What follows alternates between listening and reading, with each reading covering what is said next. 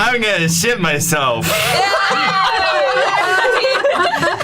Hello, you absolute weapons. Welcome back to Bards of New York, the actual play D&D stream where sometimes we actually play D&D, but for the next 10-ish weeks, we're not playing D&D, we're playing Gilded Thrones, which are mechanics from Kids on Bikes, mechanics from Good Society, and mechanics from my noggin and all of my friends' noggins. We call it Gilded Thrones.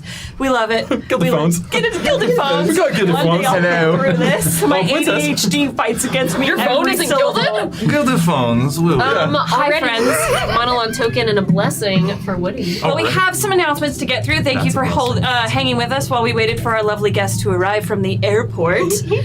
Blame traffic. I would have been here sooner. First announcement on the docket. Dan shaved his head. And really grew a beard. And put on some fucking muscle. Woody, would you like to introduce yourself? Because I do think that there are some people who have only come to Bards of New York through Gilded. The chair, it just has only come to Bards of New York have to from use that Gilded word. Thrones. The gin is still hitting me. Yeah, that's so How dare you accuse me? All right. For those who haven't come to Gilded Thrones yet, or have only come to Gilded Thrones, there it is. Thank you. There you go. Cut that. I will say on Mondays we come to Bonk. Yeah. For those who haven't edged their way through the Nightmare Crew. Yeah, those who haven't done, that's literally I've what been that happy is. on my mic, isn't I think actually for Nightmare Crew, it's Goon through the Nightmare Crew. Let's be honest with each other here. It's the safe space. Before we knew that word. Yeah, now that it's a perfect word now that we know it. I was, and I will be a bardling for all this time. Hey, and you are not a casual fan of Gilded Thrones. You've watched every episode. I know. I yeah. can't say that about Dark Age. Fuck! I don't think I'll ever be able to Listen, say that's the point. Again, we're at 48. 48 today. episodes. I still think the hour Gilded Thrones is actively more consumable than Dark Ages. It is. Those 4-hour chunks. Yeah. It really is. I mean, I love a But- good binge with Dark listen, Age. Yeah, I'm in Houston getting a master's degree in acting. You may have seen me at the Houston Shakespeare Festival. Other than that, I sweat in Houston, Texas, and I'm gonna be sweating there for another approximate 10 months. Yeah, 9 months, and then you're back here, And then, baby. I'll be back here and figuring that part out the rest of my life. Hours. Who are you related to? I'm related to that one and to this Oh one. my god, it's a team of only relatives now. This one Rachel and I aren't related. and that Rachel and I are not related. You're related and by whoever family. else wants to be my baby daddy. It is the siblings on the married couple. Yeah. It's a Fight. team of. That is Isn't an episode we have to Oedipus film later. situation. Yeah, actually. Though I help me and Kyle be related because we're all siblings. It's true. Right. We're brothers. New champion just dropped. 3 lads. Yeah. But we're so happy to have you here with us. Yeah, I don't know what else to say for me, so that's it. Yeah. Over to you. Woody was Chief. our first DM, the one Yeah. who pushed this boat out for us. Yeah. Like I You know, it's like the GM who like opens a restaurant. Like they're maybe not. They make it work for what they got. It's a lot of different fucking stuff, yeah. and then other people take over, and it's like, wow, that's way better than what I Put it in perspective. During the Battle of the Nightmare Crew alone, we went through 3 massive transitional phases as a group. We went from started streaming on Zoom into one place into we transitioned from 3 different forms of what Bard was. Yeah. And that's you can't say that about any other campaign. That's kind of weird to think about. Yeah. Yeah. Yeah. Sometimes Well- I think about the time, and I get weird.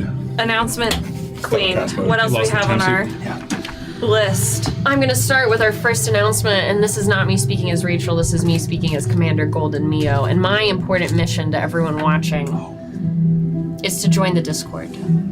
It's crucial.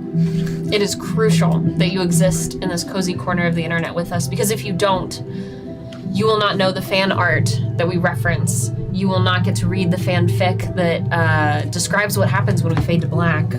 You will not get to see other bardlings giving Chaos Sparkle quests, and you will not be able to participate in said quests if you are not on the Discord. What's Discord, you ask? It's a website and an app. And an apple. And an Apple, what?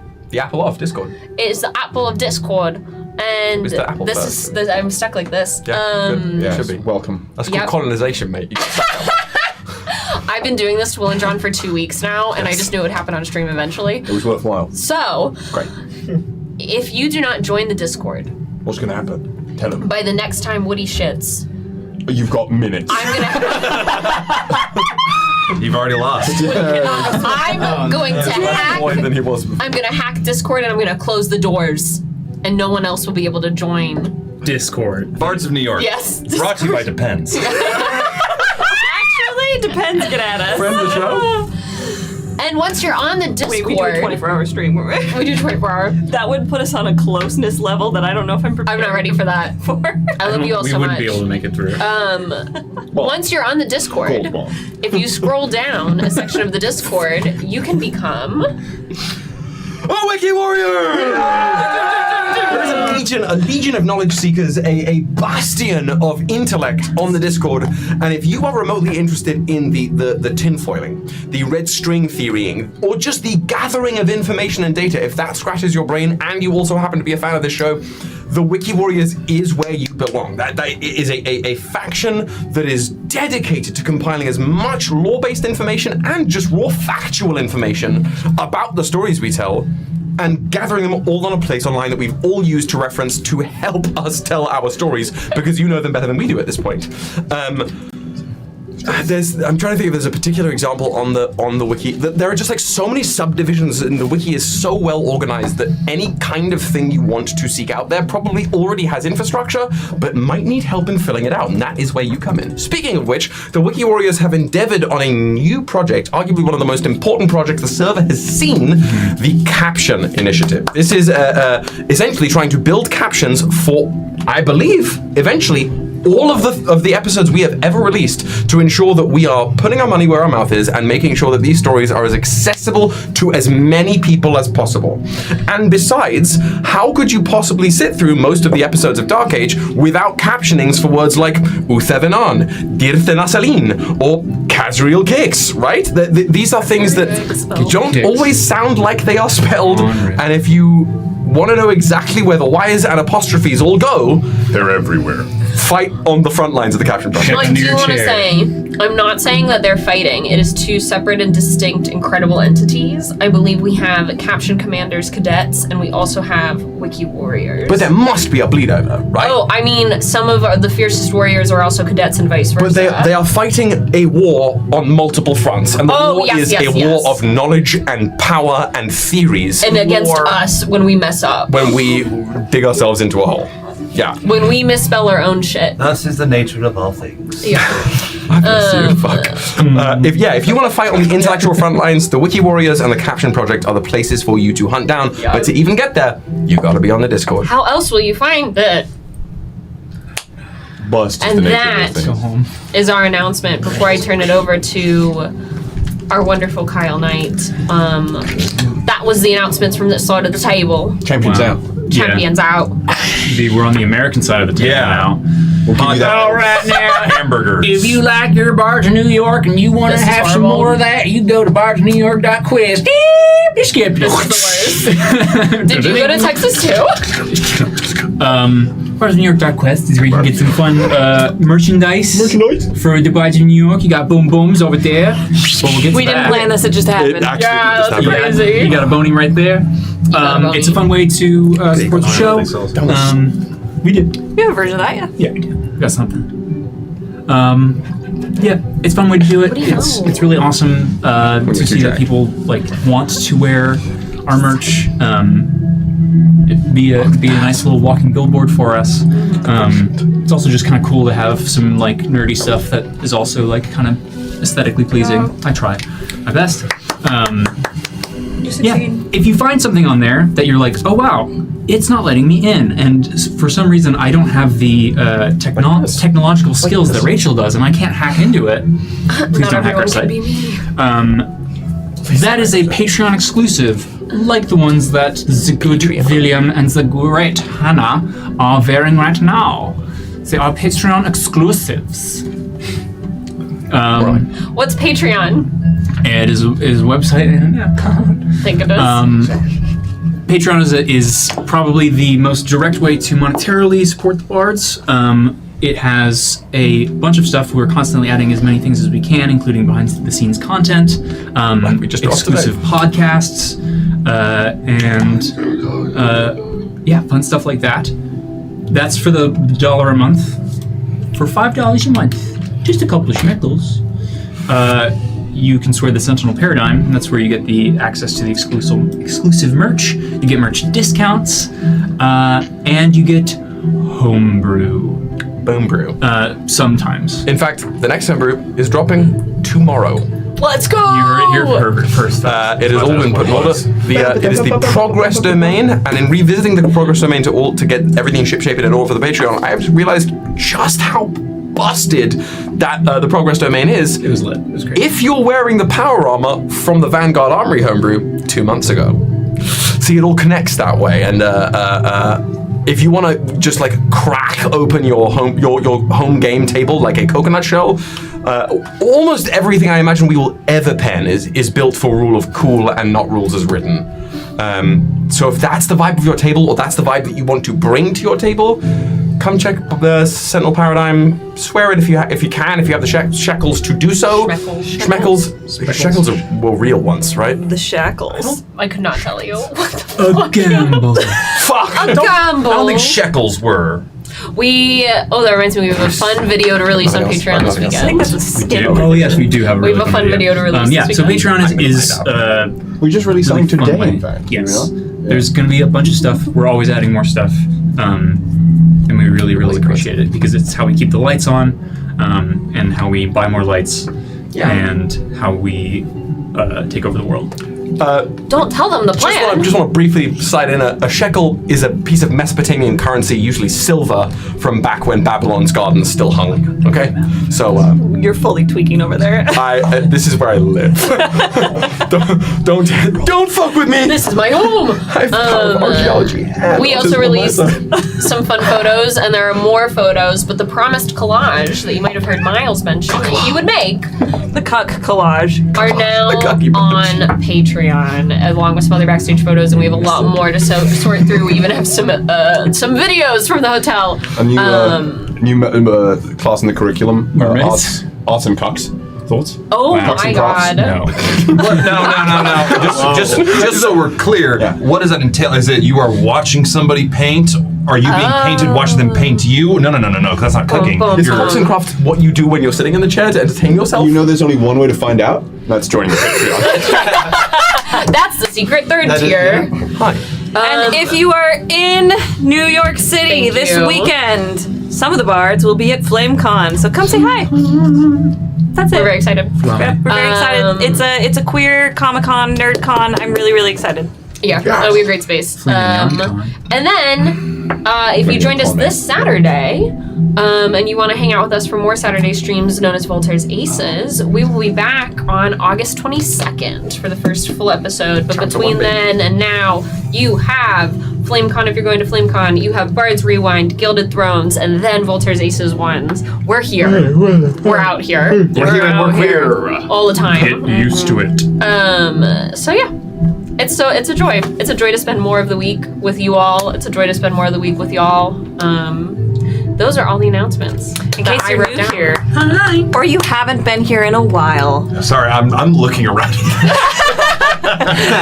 we do a role play warm up where Rachel asks a question of everyone at the table, something about their characters, so that we can drop it to the given moment, learn a little bit more about the characters, and so that Miley-cito can listen to our mic levels and he can fight the tech gremlins. On that note, John's mic might be a little funky tonight. I'm aware of it. Myself and some other bards have tried everything we could to remedy it, but we don't have our wonderful sound designers on standby at the moment. They have lives. Which, They have lives. respect, mad respect. Crazy. So Love he you. should still be very audible.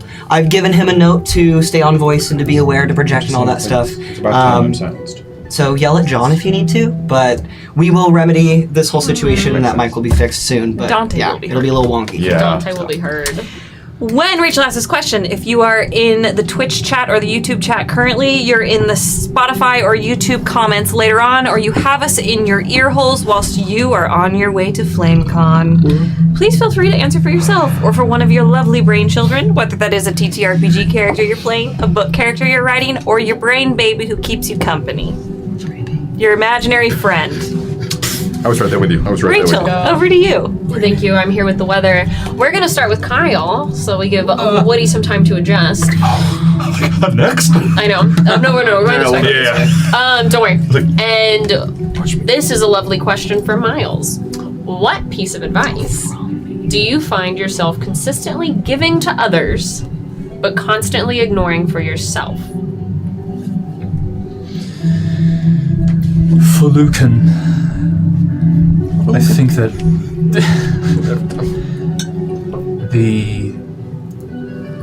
it's advice that I'm starting to try and take to heart is just to think before you act, to at the same time make sure you act, and follow your heart.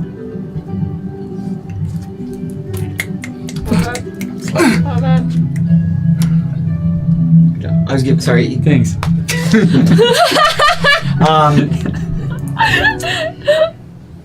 Elro consistently has reminded those around him, particularly Argia and Dulcamara, to not second guess yourself and what you're capable of and what you want and how you want to get that. And that is absolutely something that he constantly ignores from himself, or at least has ignored until very recently. Beautiful. For Casca. I actively do not follow this advice because I can't. Oh. I tell others to follow their heart and to pursue what they most desire. And I do not, because I know what I work toward will give them the opportunity to do such a thing. Good. Damn. Good, baby. And tangential fashion, Carmilla is lately, over the past 2-3 days that she's been in court, doling out advice to essentially slow down, take stock of your surroundings, and act as befits the moment. And Carmilla, as represented by the chariot, cannot and will not slow down. And I don't think she wants to take her own advice. She's willing to give it out, but would actively disagree with it if she was told to. If that makes any sense. She would call the advice bad if she received it, well knowing that she would openly give it to someone else moments later. Because it doesn't suit her picture currently. I'll begin just to see, because I imagine Dante Elemendaris can be heard, but for Jin, I think if he remains here, honestly, a lot of his journey over the past days for those remaining in this time and space, and a great deal longer for him, has been taking and embodying advice from others and then sharing it in their stead. So though it's not exactly answering the question per se, because it is advice he often finds difficult to follow, though he tries. The advice of taking it a day at a time, not necessarily putting your entire essence into everything you do, just the things you care the most about, finding joy and levity in the day-to-day, not willingly giving up yourself in pursuit of your goals, but that making them no less admirable. Goals can still be goals even if you yourself bring a sense of hope and joy and levity to them. And he finds himself trying his best to follow that, and still, despite the name disappearing, his version of Kazaroth still sneaks through. The rat still sneaks through every once in a while, despite his attempts to leave it behind in the advice he regurgitates from the people he's come to care about and respect. So the advice he gives, though not his in origin, are the ones he tries to follow, though occasionally fails to do so. Sound great. That sound good? Yeah, you're a little less crispy, but you're great. I have to chat up for the tarot poll stuff, and chat's saying that you sound just fine. You're definitely heard. Just don't whisper. Jin would maybe do that. I would never do that. I missed Unless Dante. I'm talking to the wall. I missed Dante last And then you will hear. Dante is my son. I also feel so naked because I don't have my Dolkamara rings, and they're in my jewelry bag from Gen Con. And I said earlier I've not been Dolkamara since pre-Gen Con, and thank you. Still aren't. I'm still not. I'm just like, bear with me. Bear with me. Thank you. Call me Leo. Woo! Thank you both. Do you need another one? No, now I am good. Now I'm complete. She doesn't want my ring, folks. Oh, because you have to wear it. Because you have to wear Crazy stuff, it. crazy What are you fucking married? That was such a good So a character needs to. Yeah, That what the was fuck? Where crazy. would that been? Really, I liked them. What do you mean you're married? Wow. We just watched all of The Sopranos. Yeah, where the fuck were they? For Dolkamara. What? Advice that she frequently gives to Alum, especially when Alum first started exhibiting magic and was very embarrassed when he would fart fire in front of his peers. Something she repeatedly said to him and Movira repeatedly said to him was to not spend a single moment of his energy worrying about the others around him and their opinions. If an opinion is not shared with you, it is not your problem. It's not my fucking business. And I think Dolkamara does a good job in moments pretending that she's taking that advice. And pretends so well that it kind of feels like she is at times. And then you might have seen sometimes that cracks and it's like, oh, even if I put something on, if I put on this mask, that doesn't mean I know it's true. Though it seems the advice has been working pretty well for Alum and he's been able to make friends without being self-conscious. Dolkamara's thoughts often are drifting to what others are thinking of her, regardless of if they've been shared. I love Dolkamara. All right, baby boy. Bring us home. Break us off. Come on, brother dearest. All right. For the advice that I gave last time as Father Joaquin, the Tide Shepherd, and the advice I find myself giving the most, it's the idea of you'll never be ready. You can save as much money as you need. You can have all the items, gold, friends you want, but at a certain point, you, as my father would say it, you need to shit or get off the pot. And I think even if you weren't ready, you'll find I wasn't ready then.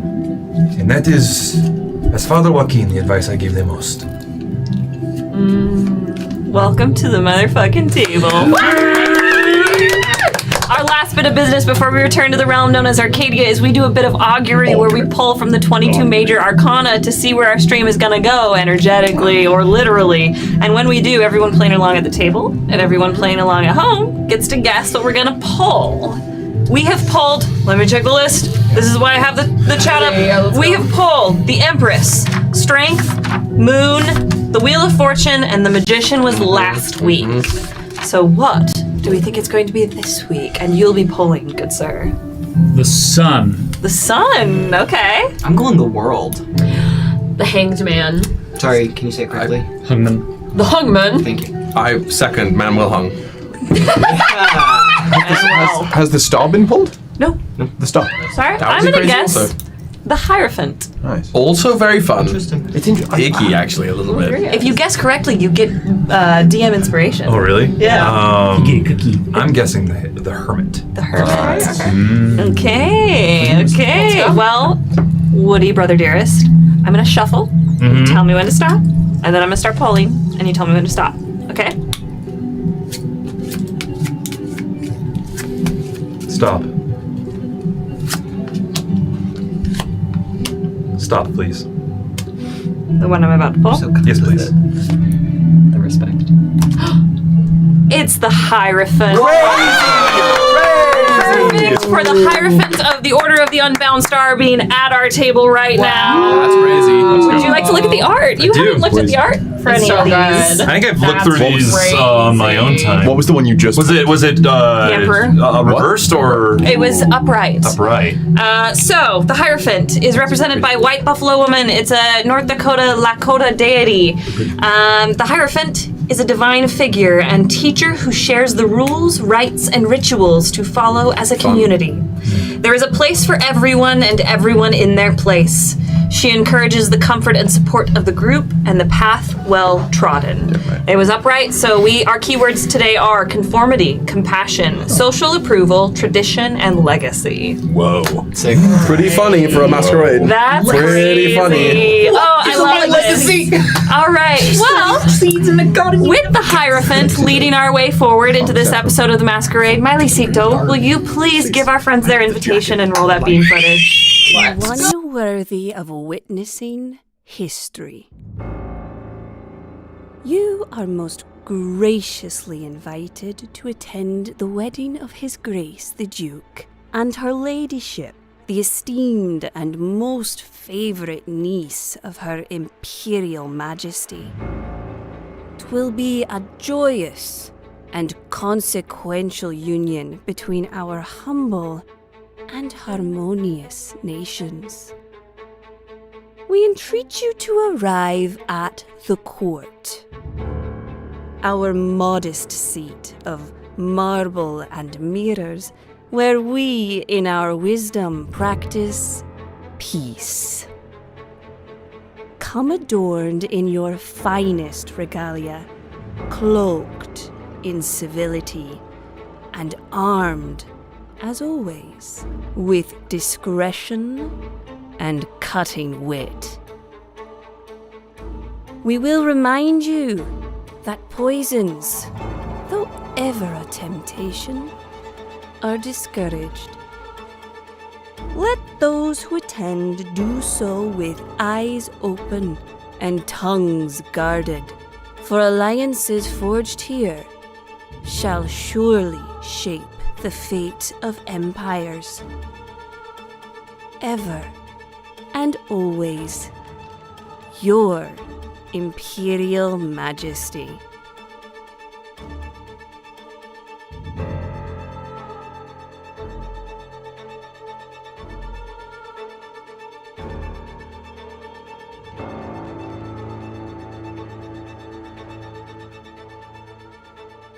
It's too late.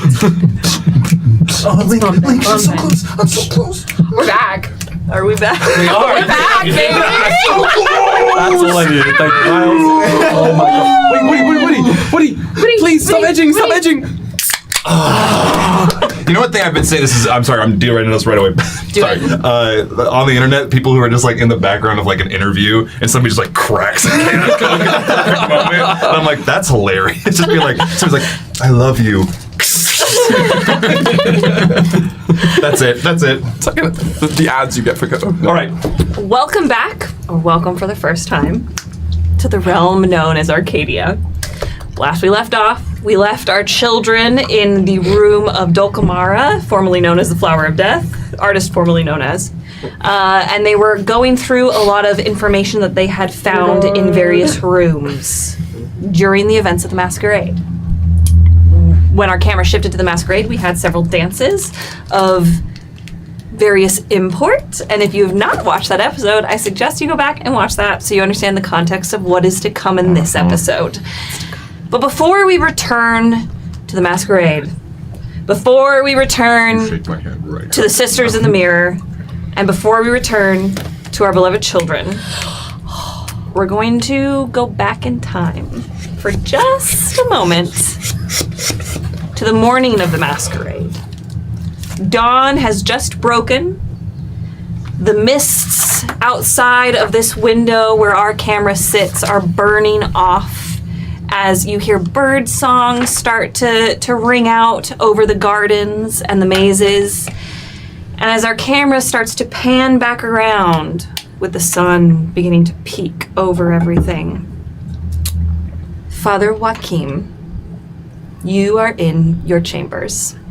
Will you please describe your chambers to me and then talk to me about what you're doing? Chambers wise, simple full bed. No, king size bed. Come on, please. Yeah. Like the standard bed size. He doesn't want. He has no need to like have a certain size Every bed. bed in Whatever. the palace is a California king. So is it full king or standard? Yeah, also gonna rate An Arcadian king, please. So an Arcadian king. Arcadian king. The room is, for the most part, unadorned. Where the balcony where there would be doors, he had politely asked for the doors to be removed and these curtains, linen curtains, to be placed. 2 sets, like 2 layers of them to keep, if they wanted to keep any cold nights out, keep it out.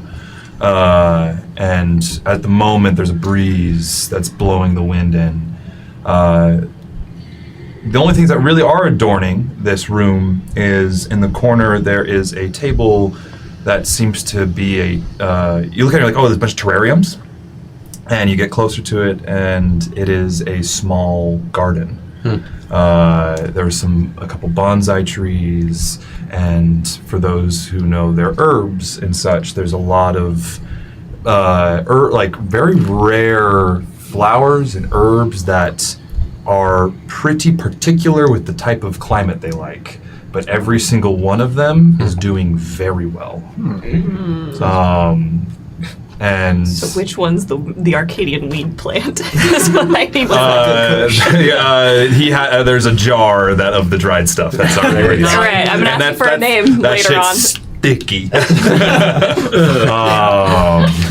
Oh yeah. Protectorate glass. And that's in one corner of the room. There's where the light can still touch it, and in a not darker corner of the room, but the opposite corner is a small desk with writing implements, and there is Father Joaquin, legs crossed, sitting back in this wooden swivel chair, simply made but well crafted, knitting. And if there's a play of monologue topic on myself, there's just a moment, if you look at his face for a moment, it's trying to find serenity, hearing the wind and the birds, and frustration with his knitting. And that frustration grows and grows, and this turn can't quite go right. He keeps fumbling it to a point where he gets frustrated and throws it onto the bed. And feeling this heat of anger rise up in him, he takes a moment to breathe and to calm his pulse down, becoming in tune with it and taking a deep breath. His frustration is still there, though, and he just looks out through the parting curtain that the sun is just cutting through and takes a sigh and feels lonely and goes to head towards the knitting once again to pick it up. As you are sitting there, and then you rise to look out, there's something that catches your eye on the balcony. What do? I investigate. What catches my eye? Seems to be a crow that has alighted on the railing of your balcony, watching you intently. Clock the crow. I go and I neatly put away my knitting, whispering, sorry. I will return to you soon, my darling. And I will step out onto the balcony and see this crow. I am afraid I do not have any trinkets for you. Perhaps a story? The crow observes you for a while, blinks its glassy black eye at you. And then from behind you, standing in the doorway, is an individual with paper white skin, white eyes from lid to lid, with this dark black and maroon eye makeup, pale, long white hair, 3 like claw scar going down their face, down into their neckline. Blessed be. You have a way of showing up. I don't think I called. They look to the crow. The crow hops into the room. It is funny how the threads pull at us. I must have called you without my knowledge. You are troubled. Yes, my lady. Joachim, Yes. unburden yourself.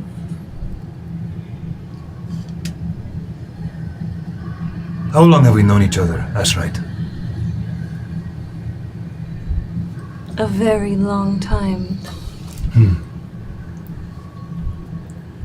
I've realized in all that time, I don't quite know who you are. Does it matter? The work is the work. Yes. And I believe in the work wholeheartedly. However, I am mortal. I crave companionship, friends, family. It is so hard to find that when you are pretending as much as you. And I continue to ask to pretend. For others. I was hoping I don't have to pretend with you. You do not. May I ask you questions? Answer them how you see fit. I find myself burdened with curiosity. What would you like to know? Where are you from? Tell me about it. Even the memory, a vision. Knowing this is going to be a long conversation, the crow, at that, will give the Ashright a bump on the around the ankle before fluttering over to essentially the little garden, and finding wherever the densest part of the plants are, sort of backing up tail first into the plants, and just nestling in under a forest. There's a big fiddle leaf that kind of arcs over it, and it's just up at the top, under a fiddle leaf. It's perfect. Yeah. It literally The Ashright puts one arm inside a sleeve and produces a little cracker and sets it down in front of the crow.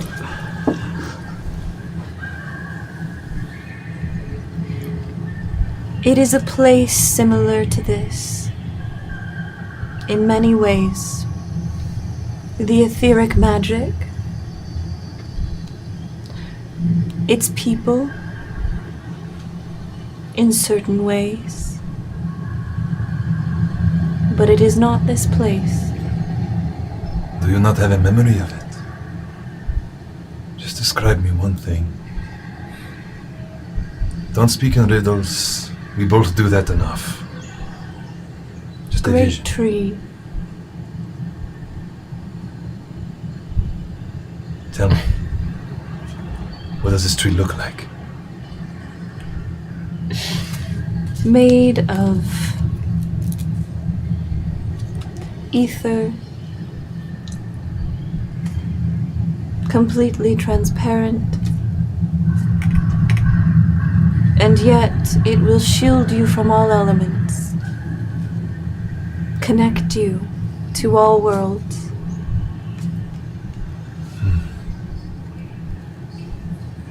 Unfortunately, I have lost much of what I used to know. That is why I am here. Is that what is in store for us if we continue down this path? You will be free if you continue down this path, as you have wished all these many years. But not just free in terms of boundaries and borders, but what you came to me and the other one for. Free in terms of your etheric gifts. Yes. The freedom is what I crave. Possibility. Potential. Perhaps what I yearn for, though, is belonging. Do you not belong? You have the luxury of choosing where. You have the luxury of deciding who you show the true Joachim to. Yes. You are correct. You seem unhappy. Not unhappy. I have, in the last few days, in my time alone, been thinking about what this could be, what the future could look like, and coming to terms at my part that I've had to play with it, and the sins that I have done and will do, but also the virtues. And I'm just understanding all of that. Starting to. How do you hold the weight of your purpose? The ends justify the means.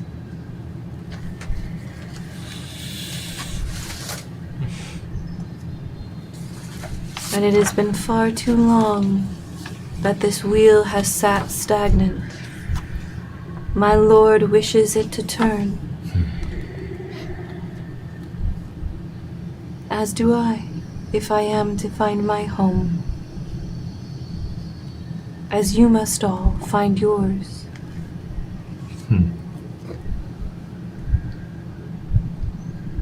What is life like if you only ever see the color blue? And then if somebody shows you every color of the rainbow, would you not rather live a life with all the colors in your palette than just blue?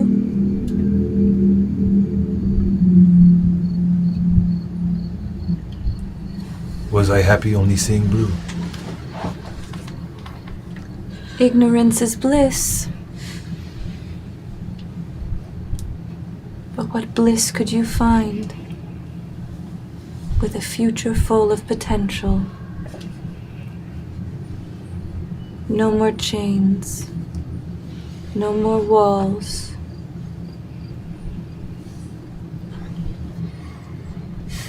It is not your job to push the dominoes. No. Merely to prod them into place and test them.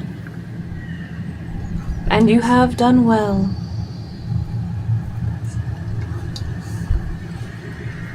Are we all simply tools in the design? If the answer is yes, I do not fault that. Every general must have soldiers, every teacher, students, every gardener a hoe. The laws of this world dictate that we mustn't meddle directly. There are no gods here. Only rules by which we must abide.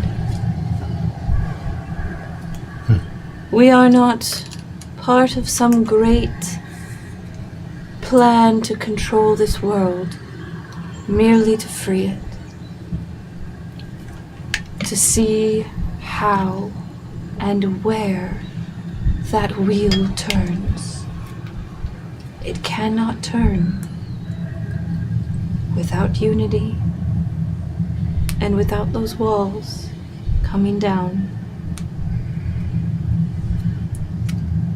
With that, I agree. I always tend to come around to agreeing with you.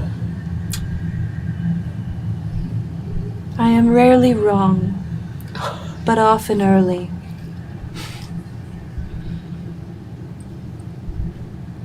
And I can be right and often too late. One last question. That's right. Please. And then I must get this monstrosity of a costume on. It is quite nice. It is impressive. I think you will make a statement. That Time ticking away. a good reminder. That is why we chose it. When I make these decisions, I think about you, your master, our mutual friends, and what would give them a chuckle.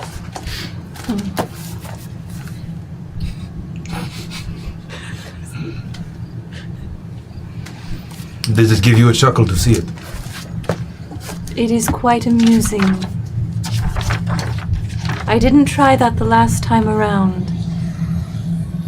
I think your addition to this endeavor has helped. At that, the crow will loudly obliterate the cracker. Just like... You're like, I'm just actually refraining from now, and then it's suddenly, I must. yeah. The Ashite comes over and just like runs their knuckle on the back of the crow's neck. What is their name? Where is the Asherite standing in the room? They're by the table where Sure. you are, kind of with they're turned toward Joachim, with their hand kind of outstretched, and like the windows are kind of in front. And so so facing the windows, essentially. Perfect. At what is their name? The crow will finish eating the cracker and fly up essentially onto the Asherite's shoulder and spread their wings in a weird pose that doesn't quite make sense until you see the shadow projected from the light on the window, at which point it looks like a long silhouette sort of next to the Asherite, and the wings make it look like a really wide-brimmed hat on the top of the person. That's the silhouette behind the Asherite and the crow. I thought you were gonna spell letters, and I was like, there's no No, way. it goes literate T. Some bird. This is so much better. Now the semaphore version of Gilded Trout. I was like, there's no but way yeah, that's what he's doing. Floats up there, just sort of like standing to the side of the Asherite's shoulder, the wings sort of out and tilted a little bit, and that is the silhouette that is projected on the floor. Is that answer enough for you? I don't think I can ask for more. Ayos. What is your question?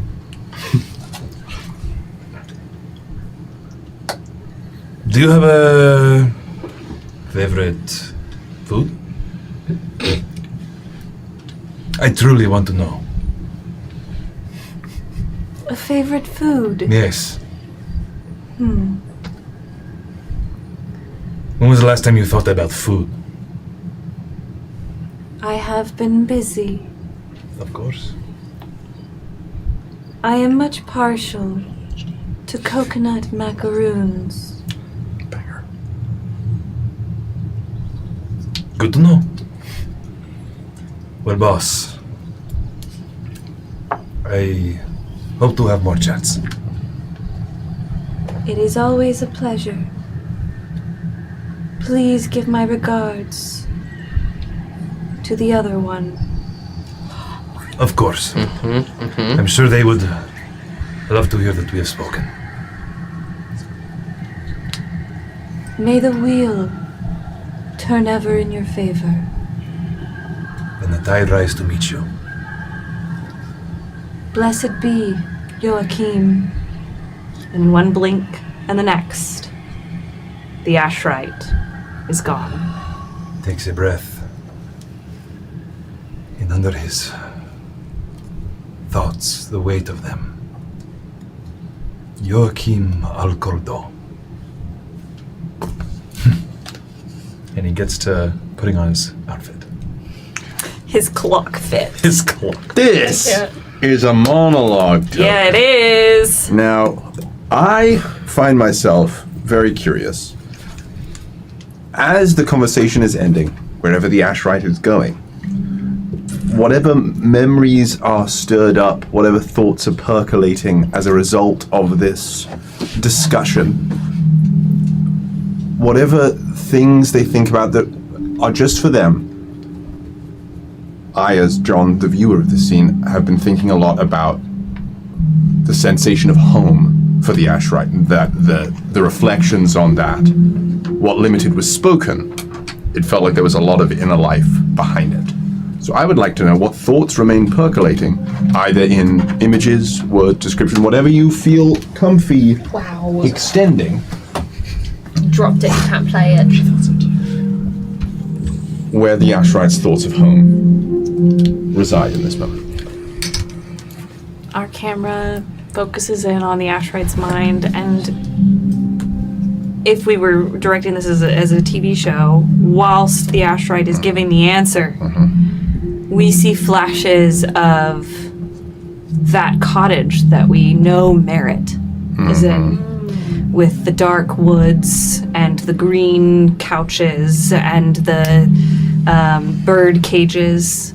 And then we see flashes of a long dirt road in an unrecognizable place.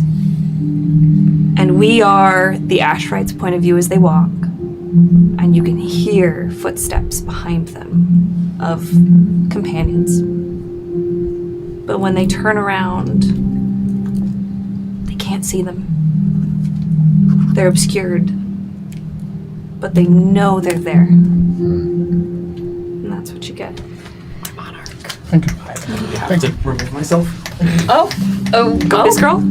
One of those. No. You going to shit? I actually can't. Let the camera see your moment. Yep. I have a question. He's a simp for the Ashrite through and through. I have a language pit stop. Absolutely. I think I've been saying Poppy Tideshepard's name wrong this whole You've time. not. You've not. Oh, not. It's been intentional. Keep going. Oh, thank you. Never mind. I was sitting here and I was like, it's been a year. Nope. Okay, thank you. That was intentional. Thank you. You're good. I was like, no one corrected me. Our camera is going to shift. We're going to go through the halls of the palace. And for a moment, our camera peeks into the mirrors as the sun is just barely still over the horizon as it finishes its descent. And we see it glint just slightly off of a certain mirror. And then our camera continues down the hall to the masquerade, where Lucan, Rafa, Carmilla, Jin, and Casca, and Father Joaquin are all now enjoying the party, enjoying the heightened feeling that has been provided by residents. Jin, you came back to find out which mirror Dulcamar was in, and you got a little waylaid. Got a little intercepted. It was the best of both worlds insofar as it was something that Jean had an intention to do, ideally once Amara had returned, but Casca's immediate approach saying, go. It was a fortuitous connection of events, but as soon as the dance was finished, and sort of the murmurs continued throughout the room, Jin would, almost through resonance's foray throughout the emotional pathways within the masquerade, would seek to catch Elro's eye, which, if I'm not much mistaken, Elro was rather focused on the Empresses and Jin's dance. Yeah. Would it be relatively easy for Jin to find Elro amongst the crowd? If seeking through emotional, in seeking through that heightened emotional resonance. Yeah, I think so, and I think it's probably similar to last time, he is, once this dance is concluded, he is now headed towards someone and probably intercepted by Jin again. In what Jin perceives to be an olive branch, perhaps overzealously, insofar as his own emotions getting riled up. In the same way that you felt that stutter in the duel, Jin will very intentionally sort of, if there is a string connected to them through the resonance, would sort of just like pluck it like a harp string. Just to, instead of shouting your name out across the room, reinforcing that there is a tether between the two of them, because I don't think Jin would have been able to intercept you. I love this, and if you're cool with it, I'd love for it to be almost a similar experience to what he's done to other people with the chill up their spine. Oh. Where like he's never experienced that himself because he does that to other people. I love it. And so something similar to that I love. I don't know. The way resonance, to like keep building the Jenga tower, the way resonance is going to manifest that sort of like ping towards Elro, I literally was already about to say it, is in mimicking in shape and form whatever moves Elro used against Jin during the duel. Like the physicalization of that to ping that way, and same in vice versa. If Elro pings back, it will be the shape of resonance mimicking what you were doing during the duel. And though I don't know if Elro would be willing enough to see it entirely, but I want to make it very clear that Elro knows it is this magic that is causing this. I think or rather, he can probably recognize the stank on it. Exactly, Yeah. it's the same stank, and that Jin does not want to hide that. The stank smells like rat.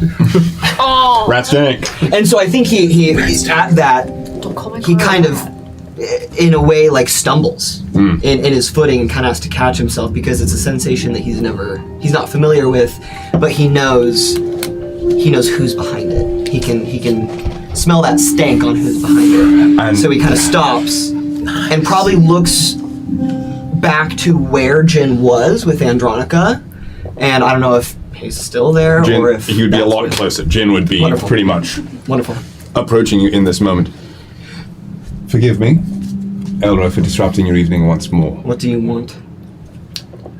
The location of Amara. I already told you. You told me You're where, and capable.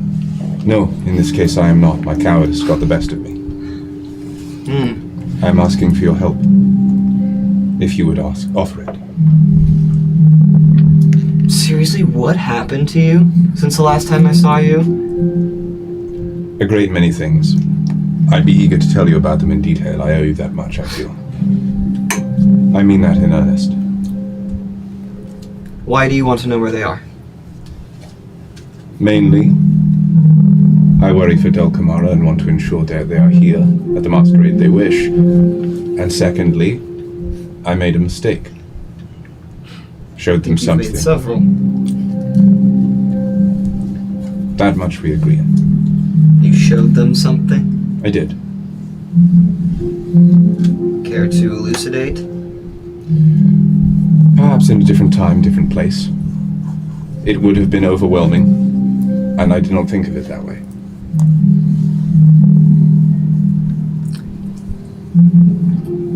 What do I get out of it? Do you wish to see the same? I don't know. If it has something to do with you, I don't think so. That is fair enough. What do you wish? What do I wish? What could I offer in exchange that would be worth it? For you to leave. Never bother Dolkamara or anyone at this court ever again. For a promise I've made with her, and one I forged within myself, I cannot offer you that.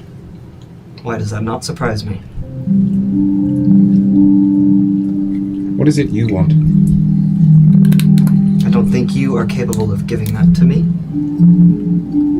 I wouldn't presume to. It's curiosity more than anything. Had I not cheated, what boon would you have asked? Who says I would have asked a boon? I think that was your own improvisation.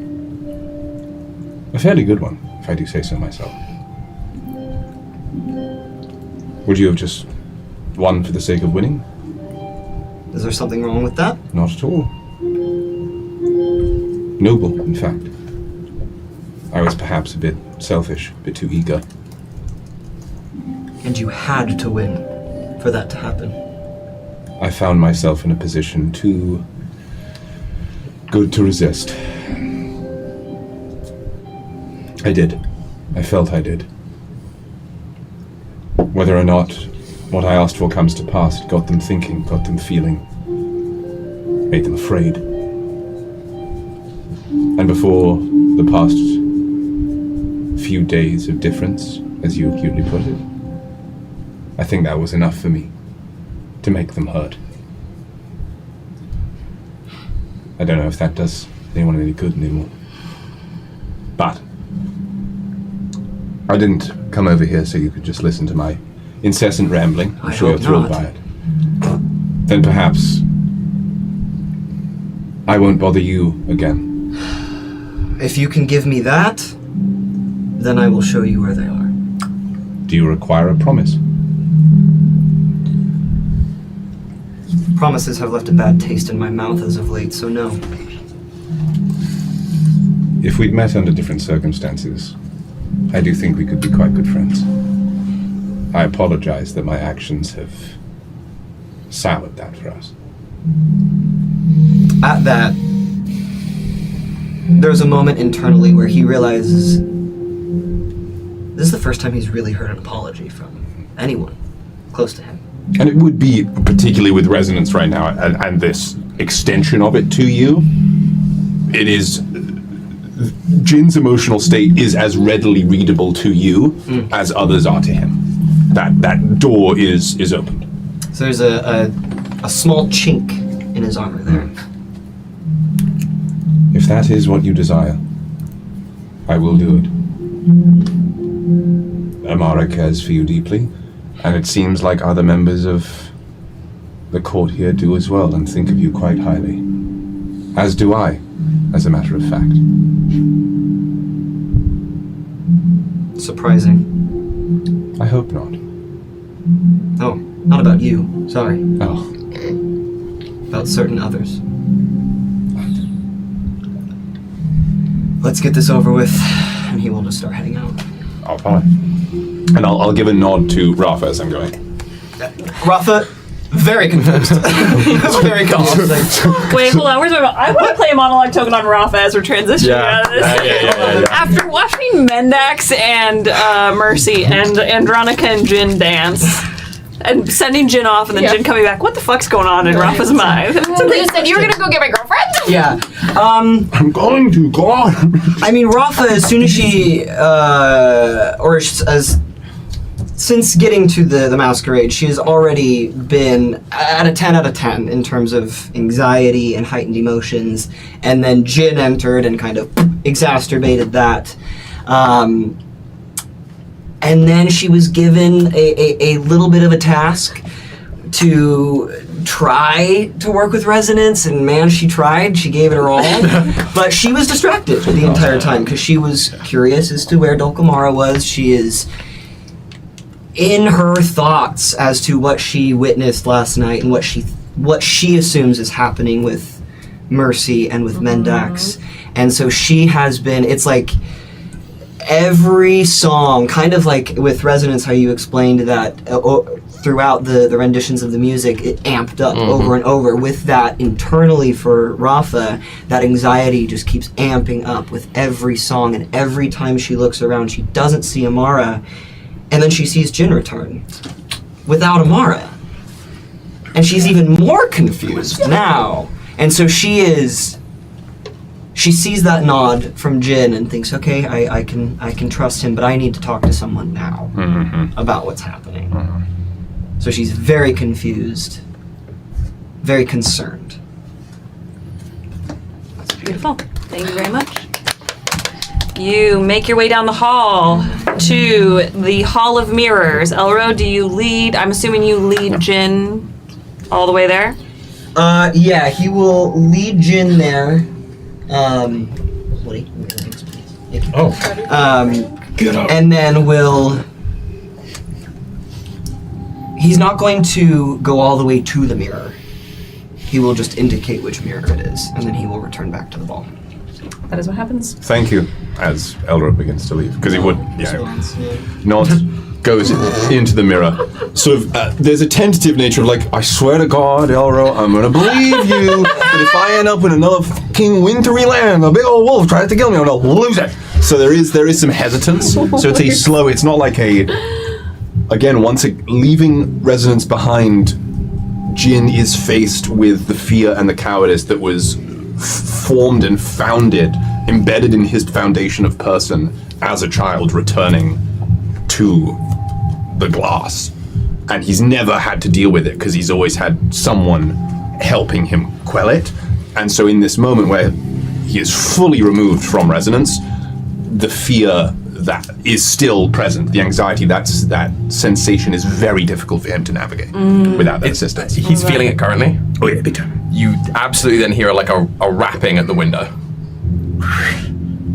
Little pivot, like a fearful in the same way that it's like it's a jump. It's a jump and turn. Oversized black feathered bird, glassy black eyes, just sitting in the windowsill outside the window, looks to you, looks to the mirror you were already directed to, and looks back. Turns back, adjusts the mask, and with that being said, When you touch the mask, you get a flash of Lucan's room. That ring. and with a flick of the unmending, the mask on the hip gets enveloped by the scales. So it's hidden away. Gotcha. And with that, actually, flicks the scales back up and it returns to his standard new outfit rather than his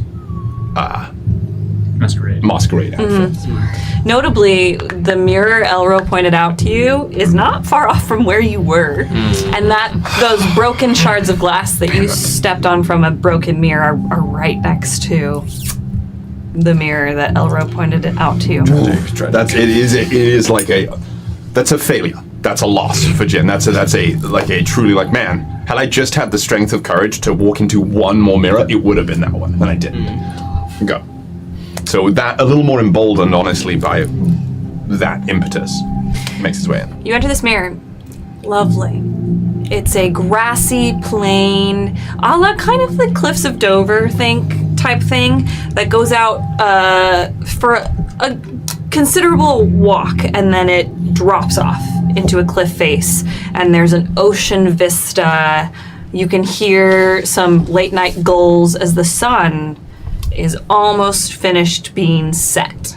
And in the sun, as it's going down, you can see silhouetted is some figure on the ground, it looks like, and then some figure who is sitting with their legs over the edge of the cliff, just sitting there.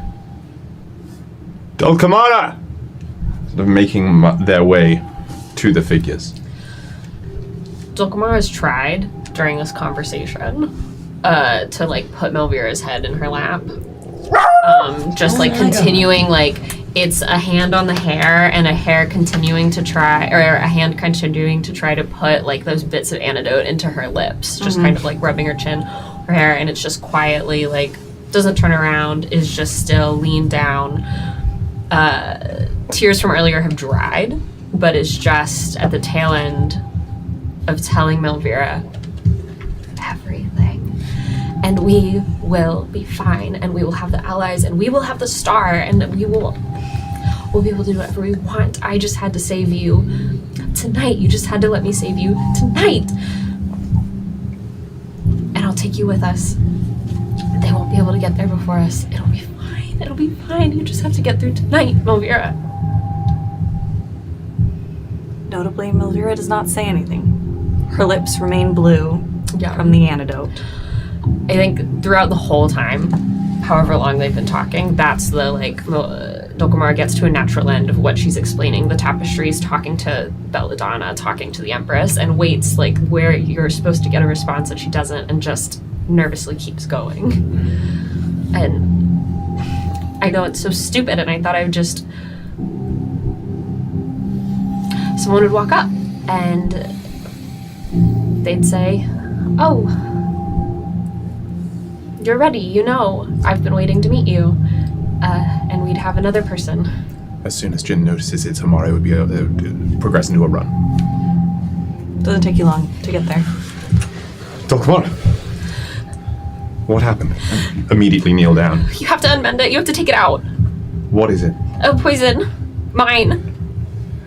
I gave her a little bit of antidote. I only had a bit. Please take it out now. Can you hear me? Melvira? You can see Melvira's eyes are lit open, kind of, and she seems like she's noticed you. Okay. But isn't talking. Is this the same one you used on me? Yeah. Use it again, please. And gestures their arm. Nails right into the wrist. The scales would wheel up and let you... Left hand right into the wrist, but doesn't look at Jen. Is still looking at Melvira's face. Hand on Melvira's shoulder. Melvira's eyes go wide at you poisoning Jin again. Trust me, I just want to make sure it's safe. And then as it begins to thread through, track it. Let it affect me in full. See what happens. See where it goes. And once it has infected me entirely and completely, unmend it from me. Who are you talking to? My gift. And then once taking everything they can to just remain in place and to sort of stagnate themselves as they hold on to Melvira, once the poison fully paralyzes them. Always choosing the most difficult way. Without resonance here, there's no guarantee you and I would restrain ourselves. So I want to make sure if we can't, you unmend me and not her. And that was said internally. Can we do it? As I attempt to unmend the poison that has infected me. And make sure that it is threaded so I don't unmend too much. Break it down for me. Describe this to me, because you described it a little bit not at the table. Yeah, and so, effectively- describe what you want to do here. Ideally, the goal here is as soon as the poison enters Jin's essence, as it has before, there is a familiarity with this sensation. The goal is to have the concept of resonance as sort of an extraplanar individual being able to delve into someone's being, specifically Jin's, being able to track and thread where the poison goes, what it affects, how within someone's physical etheric form a poison interacts with you, and seeing those touch points, watching it happen in earnest, you are able to know, here's where I can unmend, here's where what's been changed, here's the different spots. And using that knowledge from Jin, since I don't have that exact moment, since I'm just seeing the final product of the poison's work within Melvira, rather than just going and trying to unmend Melvira first, it's a precaution. It's a way to ensure that as resonance isn't present, and resonance is often used as a bolstering force to Jin and Jin and unmending's potential destructive tendency. If you had the ability to mend, this would be much easier to heal. But since it is the act of destruction for the use of restoration, you have to be very careful not to break too far. So, that is the attempt.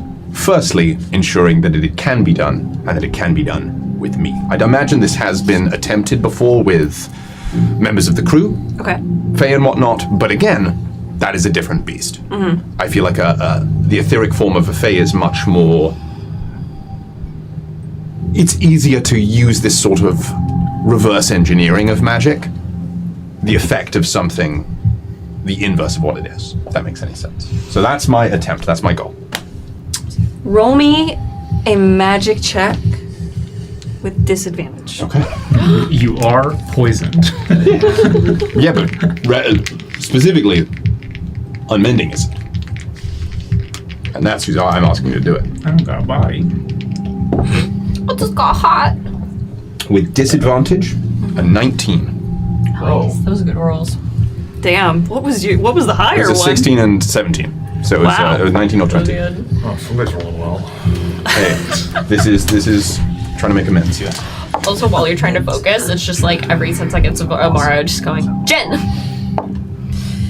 Amara, you dig your nails into Jin's arm, and Jin, you instantly feel that poison course through your body, and you have practiced a version of this with your crew, and whilst they are different, Yeah. It's not that different. Okay. Surprisingly. And so you are able to filter through your very veins, the very atoms of your being, each individual poison molecule, and deconstruct yourself almost on an atomic level from the inside. Let's go. Please describe to me how this poison leaves Jin's body.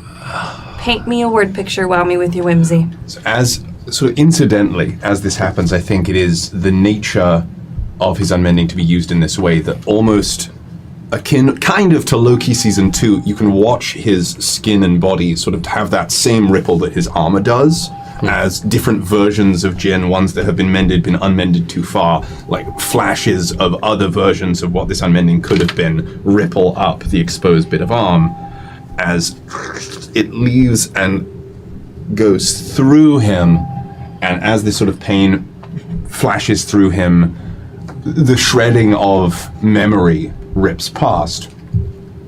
As tears sort of well up, what color is the poison in liquid form? Red. So as that happens, eyes sealed shut, just that's the poison starts leaking out instead of tears. And then, thank you. And sort of shakes off the paralysis and sort of places both arms on Melvira's shoulder and elbow. Melvira, I know we don't know each other very well, but as you just saw, I can undo this. Skip the explanations, just do it. I need her to understand so that she can allow this to happen. If she is resistant to the sensation, it will not work as well. Melvira. I know we have not spoken formally. My name is Jin Takar, and I am here to help you. Jesus. This is Jack. Can you let me help you here and now? Let's let him help her be like this all night. I want to undo this for you.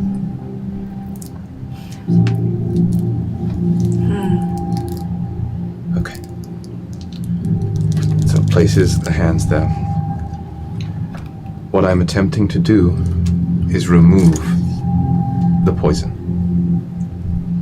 Help me do that. And then I will internally together and then sort of embody unmending in this moment, so the individuals sort of merge as one. And so like in this, the vision where I had where Jin was being unmended, I sort of visualized unmending above them doing that, and then merge together to both embody Love it. this. So, Love it. I'm gonna need you to roll me a magic check, but this time with advantage. oh, let's go! Thank you, Because you practiced. Let's go. It's gonna be worse. That's perfect. It's actually, and I will use this just for the culture, Yeah, he's a blessing. pretty extra big. In fact, that is a 25. Okay. All right. Magic your Jin's magic. You do what he says. You're doing great. You place your hands on Melvira, and you, a lot like magic school bus, go like into Melvira's very being. And our camera is searching through these atoms and this blood and skin cells and everything in there. And as you are searching for this poison, you find it, and you start ripping it away from the atoms that are Melvira, and you run into a problem at one point where the poison has taken hold. And you rip and tear, and then all of a sudden this fiery flame columns up and helps you burn the rest of that poison out. And just like you, tears start to pour out of Melvira's face in that red tinted onto the ground. And then finally you hear her go, Are you alright? I'm better. I'm not great. Mara will try to wipe the tears off her face unless she moves away. Please just don't. Just let me exist in this state of horribleness for a second. Jin sort of sits down beside the three of them. Thank you. Your name is John? Jin, close. Jin. I was telling you about Jen. He's gonna. Oh, you're the ride. Yeah, I also said your name. I didn't just call you the ride. that's, you know. Jin's gonna get us out of here, wherever you want to go. You can get us off the continent? I have connections, and now I have a few more than I bargained for. Yeah. You're gonna have to be more specific than that. That's what turns to Dokmar. She knows. I just got the download of a lifetime. Effectively, I was pushed into what I imagined to be the past, into a realm where the Fae existed, and then spent about 200 years there, so I'm trying to figure that out. So, He can sail a ship. You could have just said you can sail a ship. yeah, but I get the sense that you're not thrilled with secrecy. So, thank you for your help. Thank you. Can I ask why you poisoned your sister? Yeah. Why the fuck did you poison your sister? Because I thought she was gonna do something very stupid at the masquerade. This is a monologue token.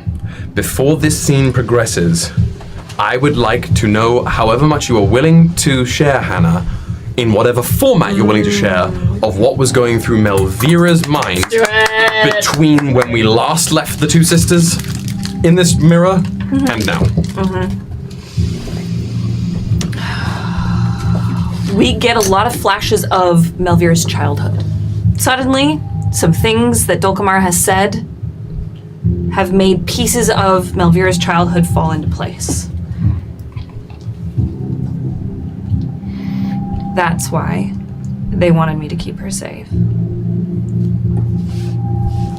She's some kind of special love child. Fuck. It's even more of a reason to get her off the island. To get her off the continent.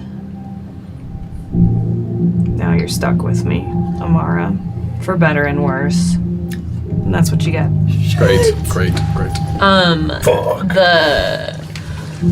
If Elvira allows it, Dulcamara tries to take her hand and is kissing her fingertips like Audric would do when they were little. And it's just a very, very quiet, not audible, but you feel the breath of it, of the I'm sorry. As they're talking. As the scene progresses, and y'all can call it when you want, it takes some time for Melvira to be able to get up. Yes. She's That's been my pretty beat. badly poisoned, and even then she will not be dancing at the masquerade. But you are able to stand her up. As you are doing this, the sun sets, and it stays set for a while. Jin, roll me a wit check with advantage. Oh, good God. Dulcamara, you can roll me a wit check, but it's going to be with disadvantage. I'm not paying attention at all. I don't even want to roll. Just the focus. It's the quiet as the. Arm. Who do you want to dance with? Out of 14? 14. Gang, Let's gang, go! gang, gang. It's got that dog. From down, below the cliffs, the crashing waves, and then you just hear. If you say I'm gonna...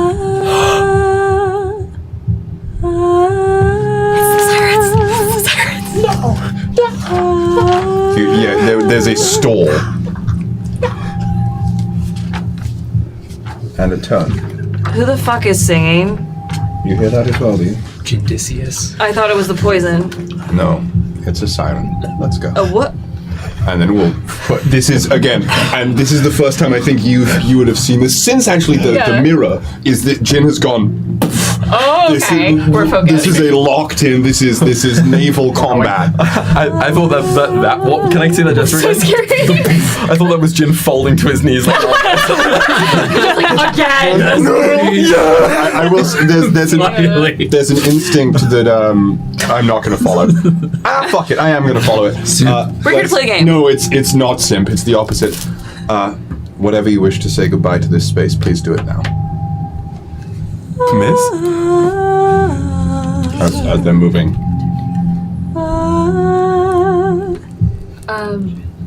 I can't come back here. I would not advise it, no. Okay. Takes Malvera out. You exit the mirror. Yeah, and I turn around and I fucking tear it apart.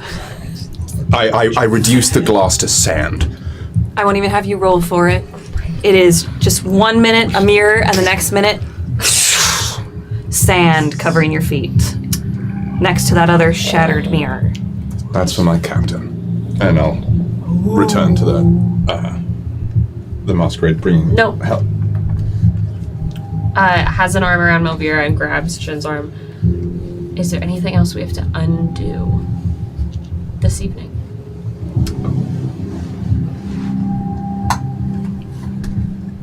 Roll me a wit check. Or roll me a charm check. God damn it! With advantage, because you just lore dumped. Yeah, I just told you the whole plan. Don't ruin Melvira the got her plan. own lore fire hose. Yeah, really. Don't ruin the Literally plan. downloaded the intersect. Yeah. I rolled so bad. That's a 3. She's going through it. I was going to ask something I did just poison you. Malvira in this moment. Can I ask? And if the answer is no, I do not mean to impose. What was it you were planning to do this evening? Dance. Drink. And that was worth poisoning her over? It's about whatever she did earlier. Is there anything, I won't ask again, is there anything we shouldn't do so the rest of my plan for us can happen? Jin, again, without resonance, fucking lost in the dark here. Yeah. Just a, When I say us, I do look at Jin. It's What's a all. little death for the Duke? It doesn't matter. It matters. It really matters.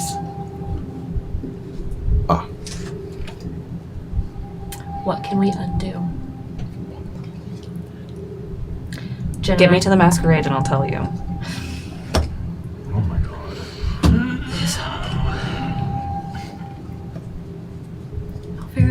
Get me to the masquerade and I'll tell you. I'm not having you poisoning me again or locking me in some room.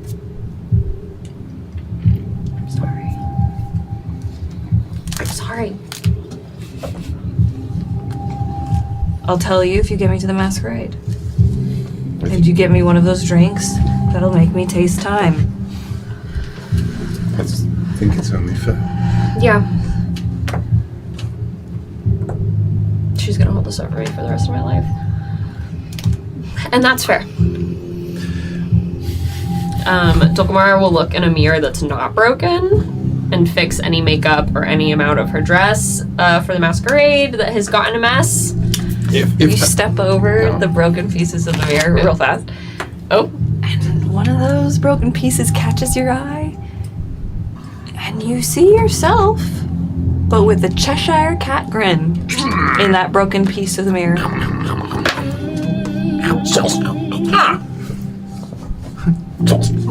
You look through it. Yeah, I do. Wow! No, I look through my necklace. This is a memory. Oh. You look through your worry stone. Oh, great heavens. Looking into that mirror, I'm worried. you see this creature of shifting skin tones is the best way I can put it, but it is like every color that has ever existed in the world. Okay. This creature seems to be shifting, like moving like hexagon pieces. They keep like shifting around and changing, kind of like think Rubik's Cube style meets hexagon. Hate it. And then there's that big, scary Cheshire Cat grin that looks way too big for their face. And then there are no eyes and these long, pointed ears. Long, spindly limbs, legs, and arms, and these long fingers that are just pressed up to the mirror shard. I love it. And then it goes away. Some insidious bullshit. So let's go to the necklace. She does not mention that to anyone. She adjusts her hair. We adjust our hair and we go to escort to Malvira. In that moment, alone with Malvira, as you go and have that moment, you know, I planned to kill the Empress not too long ago. What stopped you? Something I didn't expect. Truthfully, the people Amara travels with fought against such things. People from enemies of the Imperium, otherwise. I had nothing to do with it stopping. I learned to regret my action years later. Days for us, here and now. I don't mean to tell you what to do, or what a little death would cause. I just knew that after some years, I regretted my part in it. Not just for the action, but for the people I turned into tools to make it so. Roll me a charm check. Oh, Jesus. Okay. Charm him. And again, this isn't, I'm not necessarily trying to, it's an expression. It's, there isn't, which I think makes sense. Sometimes we change people's minds without even trying to. Out of 8, that's a 7, baby. Let's go! Yeah. Still 7. Got another monologue type. I know what it's like to itch. It makes me feel better. As Dulcamara is dealing with the memory eater and fixing their makeup, That's fine. Melvira turns to start hobbling her way towards the entrance of the Hall of Mirrors. Oh, God. And under her breath, melons. She keeps walking. And the camera is going to shift as Jin, Dulcamara, and Melvira make their way back to the masquerade. And our camera is going to instead make our way to Dulcamara, the Flower of Death's room. Let's go. Where several children have now set up camp to lay out the evidence. They have yet to search the room, I will say. Well, we'll go. And I know that there are some children who need to return. Yeah. Chauncey and Mio. What's your prank? I was like, we gotta wait for a while, so let's go wait on the way to the masquerade. Mio, Chauncey. Yes, Commander. I'm gonna cause a commotion in the middle of the dance floor. Okay. While that's happening, you're gonna tie everyone's shoes. All the important adults. Gonna tie their shoes. Tie their shoes together. Left shoe to right shoe. Do you understand? Not tie the shoes individually. You're gonna tie the left shoes and the right shoes together. Chauncey, it's important that I know you understand this. I understand. Important people. I'm talking sovereigns, empresses, shepherds, important people. I'm worried I'm going to get caught. I believe in you. That makes me feel good, but does not mean that you're right. No one's ever said that to me before. I'm sorry. Do your best. I'm just very bad. We're gonna play a game. You each are playing a random person at this masquerade who's not one of your main PCs, unless you want it to be. And your shoes are getting tied. Definitely Montgomery.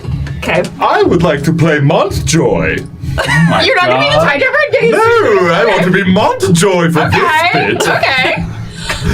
I don't know who I can be. Who should I be? Anyone your heart desires. You can literally make somebody up. Okay. Keep describing. You got time. Give me a second, but I can figure out something. Mio is going to pull, starting with Lucy. Mio is going to grab Lucy's hand in a very firm and just kind of nod at Lucy and start walking. You're going to be an adult. Unless you want your main PCs or one of your other PCs to get their absolutely. shoes No, tied Carmilla's a part of the commotion. Unfortunately for Carmilla. Also, aren't your dogs out? Considering Carmilla's dog's out. Okay, so no laces to tie. no one with dogs. And my only other PC is not at the ball. Yeah. But so, Mio is going to grab Lucy's hand and just start pulling. It's okay. And then is going to go grab Casca's hand. Connect Casca to Lucy. Just hold on. We're making a train. And then is going to go get Cousin Carmi. General, what are we doing? Hold on, and puts your hand to Casca's hand. Are we dancing? So we've made a train. I haven't danced yet. General, this is a very specific image. Pulls all of you, ignores all of your protests. We are making a political To statement, the General. center of the dance We're making a floor. very dancing is the most political statement today, is it not? We are doing a dance that Soleil has taught me. Okay. And makes all the four of us take hands. The 4 Imperial representatives doing a kingdom dance. It should go well. Great. And then, coming out of behind Mio's shoulders is intertwining twist of gold and green glitter magic going up around everyone's arms and shoulders, connecting, and brings her hands in. Has not smiled at anyone this whole time. Is focused. You're on a mission. Brings your hands in and brings out to start a dance that you should all know from your training of learning all the court dances, but even if you have not practiced it in a while, it's that. It's the cha-cha slide. Cupid shuffle. Smile, look like you're having fun. I'm having fun. I've wanted to dance. Now wobble, baby, wobble. Wobble, baby, wobble, baby, wobble, baby, wobble. Get in there! That's crazy. And as they're dancing and as they get to the part where they are spinning, the magic is getting looser and wilder and almost like water, like it's splashing off around them. It is to cause as much glitter, green and gold, swirling around them as possible so that it is very difficult to not look at this. Resonance is doing the jerk in the air. Yeah, like, it's the everyone is stopped, even if couples are dancing, Mio wants them to be like looking over their shoulder at this happening in the center of the dance floor. As the magic, as they turn faster and faster, the magic gets higher and higher. So like the glitter is arcing up and like splashes around them. Everyone is watching. Kind of, ooh, this is so exciting. You know the Mr. Krabs meme where all of the people around him are blurring and he's just like, that comment is like that the entire way through. Casca's laughing, having fun, smiling at Carmilla and Lucan and Mio, like, yes, this is feeling the resonance hype. Lucan Seriously. is hard blushing. All right, what's this prank? Go Chauncey, go. Can I jump in? Yeah. Can I spend a resolve token here? He's busting. The troll. To Chauncey, I guess. You're giving it to Chauncey? Well, I'm spending it as the tide. This is my first time using one. You got it, As you got the it. tide shepherd, I was a teacher in a past life of young individuals, and I think I can suss out something going on when I see it. And so tide shepherd clocks. There's something else going on, and I would just like to use my magic to assist in this prank as much as I can. Mainly that special way I do it to make people move slower or quicker, if you remember. So I was wondering, is that possible? What? The special way I do it. It's possible. I wouldn't even say, unless Kyle disagrees, that you need to use a resolve token for that. Oh yeah, you can just help. Just magic up. Are you the arbiter of what they're used for? You're playing it on him. We're playing it on Chauncey. Let's play. Whoever's doing, you guys are doing the prank, right? Yeah. Yeah, sometimes with the resolve token, dear brother, whoever you're playing the resolve token on, they have like the ability to negotiate or say yes or no. I mean, you can do that. I want to help with the prank by using Tide Shepherd's magic. Yeah, you're gonna haste me. Yes. Ooh. Okay. Look, yeah, that is Yeah. the idea. If you want to use the token, absolutely give it to Kyle, and then Kyle has another resolve token. For Chauncey! For Chauncey! For Chauncey! The weights are coming off. Yeah. Oh shit! I was I'm so thinking proud. it's in the Shibuya incident. It's Gojo like low to the ground, running within that like the music starts playing. In the next 399 seconds, Chauncey tied every adult's shoes. But when Without Chauncey that notice. describes his prank, Yeah. I want you to wow me with your whimsy, brother, and put your Father Joaquim stank on it. Okay. Stank it up. He already did, actually. Mio has complete trust in Chauncey and is not looking to like signal or say that it should be happening. Is just focused on making her magic as big as possible on the dance. I'm trusting my cadet. Chauncey is going to stay as low to the ground as possible, and is going to just zoom around the room, and it does not have magic of his own. So in his mind, he's just going. Gotta go fast. And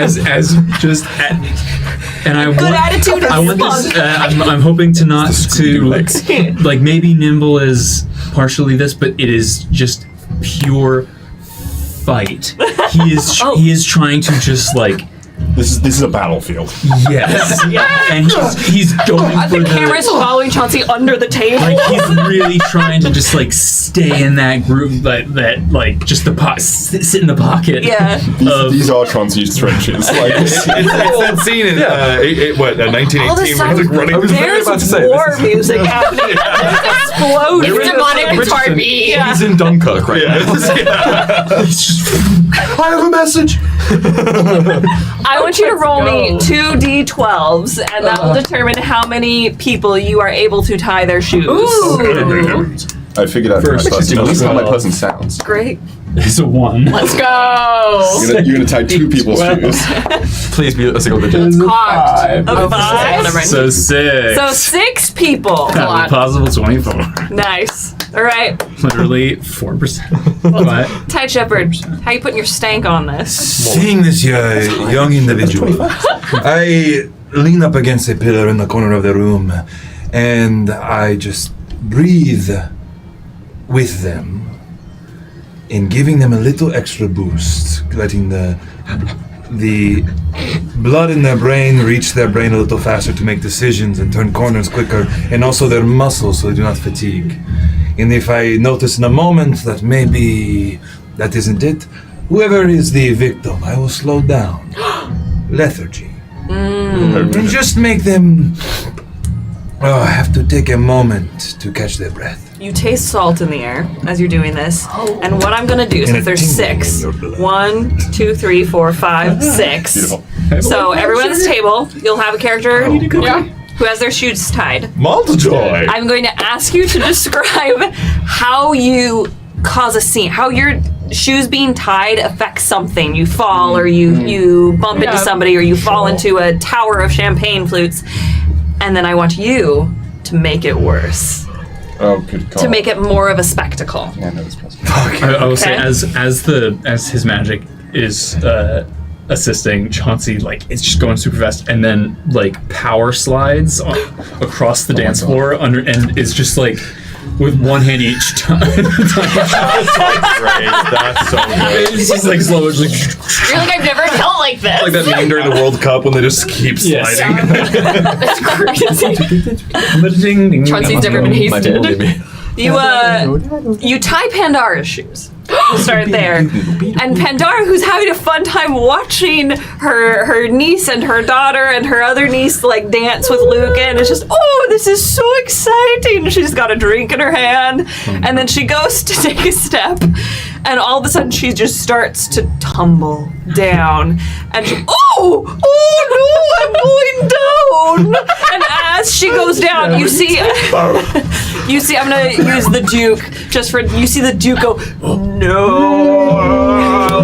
How do you make it more of a spectacle? As it's the slow motion, Pandara's going on the Duke's there is a little ghosty carrying a vase of flowers that are particularly full of pollen. No. And they both land right in the middle, and the ghosty kind of poofs away, and the flowers get smushed. The thing just lands kind of just pretty well on the ground, doesn't get break or anything, but then they kind of come up, and the pollen has attached to their faces where it looks like they've painted their faces in crazy masks. And so just it's abstract avant-garde art on their faces. I love And they look at each other. Oh, you look much better like this. You look beautiful. Is this the Duke played by Uncle Ira? This is me trying to do Dan's Duke. I love it. All right. I love it. Who's your person and what's going on? Heinrichs Veritas III, Papa Heinrichs, is really trying to compose themselves and not just go to the pros all over the buffet table. Okay. They are They're a foodie. a sucker for free food and good free food. Yes. They don't come to court often. They're a bookkeeper. They will take the nice work when they can get it. So as they're I just don't know where I should start. I mean, there's so many delicacies. They're trying to build it. Just they get one of the profiteroles they've gotten for, and as they take a step to go over to the meat side of it or the savory side of it, the just beginning to topple. They have not realized this yet. They're just being drawn closer towards the nice smell of the food. But they are leaning this way, currently over only one section of the buffet table. Which one? How do you make it more of a spectacle? So the plate of profiteroles and the beef. As like the trip is happening, there's just like an extra within Heinrich's body, just an extra oomph, and so it's a complete swan dive into the meats. And so we have the meat. It's prosciutto flying, it's mortadella flying, it's everything flying, and then on the cherry on top, there's just a little the liquid that is inside the profiteroles still. No. There's just a quick little popping tied to it, just like a flick, and and these are particularly filled profiteroles, and they get people. Like 3 random bystanders, like cream puff in the face. Okay, that's what I was asking because I've never had one and I can't. From what I understand, a profiterole is a small pastry, a puff pastry, like a lady, not a lady finger. A puff pastry. Eclair, like yeah, but it's like circular, right? Yeah, they're small and circular, and then filled, not a cannoli. I want a cannoli. And they're filled with creme pat usually, and so they're getting a nice. Creme to the face. A cream to the face. Wow, it's all back to that. And let's just say one hits. It's all back to that. One's gonna hit. Who do we want to hit? I don't know. One's gonna hit. Montjoy. Montjoy gets one straight in the forehead, between the eyes, like got him. Opened. What about Ilyn? Ilyn, and you know what? That motherfucker. Izaro. No, asshole. Cyrus. No! Cyrus gets one. Right, his mouth is open. Like, why is everybody dancing? Just cream's coming out of his mouth. As if Heinrich Veritas III, like again, collar now full of gravy, au jus, like drenched down his hair, picks himself up from the buffet table to see specifically Cyrus. Again, drenched. Would you like some water? Like, bumps out what grew in their mouth into the cup. Perfect. Beautiful, lovely. Ilyn, when they got hit with the profiterole, you just see Isaro pick it off their face. No. Smile, take a bite, and then feed the rest to Ilyn. That's true. Residence is doing its work. Let's go. John. Okay, I have a question. This is for you, the World Weaver. World Weaver. Where would you think, right now, there is a space open for a quote, grand enchanter? Like a very, very, very wizened. Oh, you're just doing it. Okay. Absolutely. Yeah, where do you think? I mean, they can. Where do you think you would go? They could be from the Coven, but I honestly think that this one's from like either the Diarchy or the Imperium. Yes, that sounds good. Let's do the Diarchy, shall we? You are the Grand Wizard of the Diarchy. No. No. Sorry. Not that. Oh wait, no, sorry, that's bad. Sorry. I'm so sorry. Reverse. What did you call it? First enchanter. I was grand enchanter, first enchanter, whatever you want to do. Yeah. Very old. Of the Diarchy. You're technically on the Privy Council. Yes, This is the grand wizard. Sorry, that's bad. They took everything.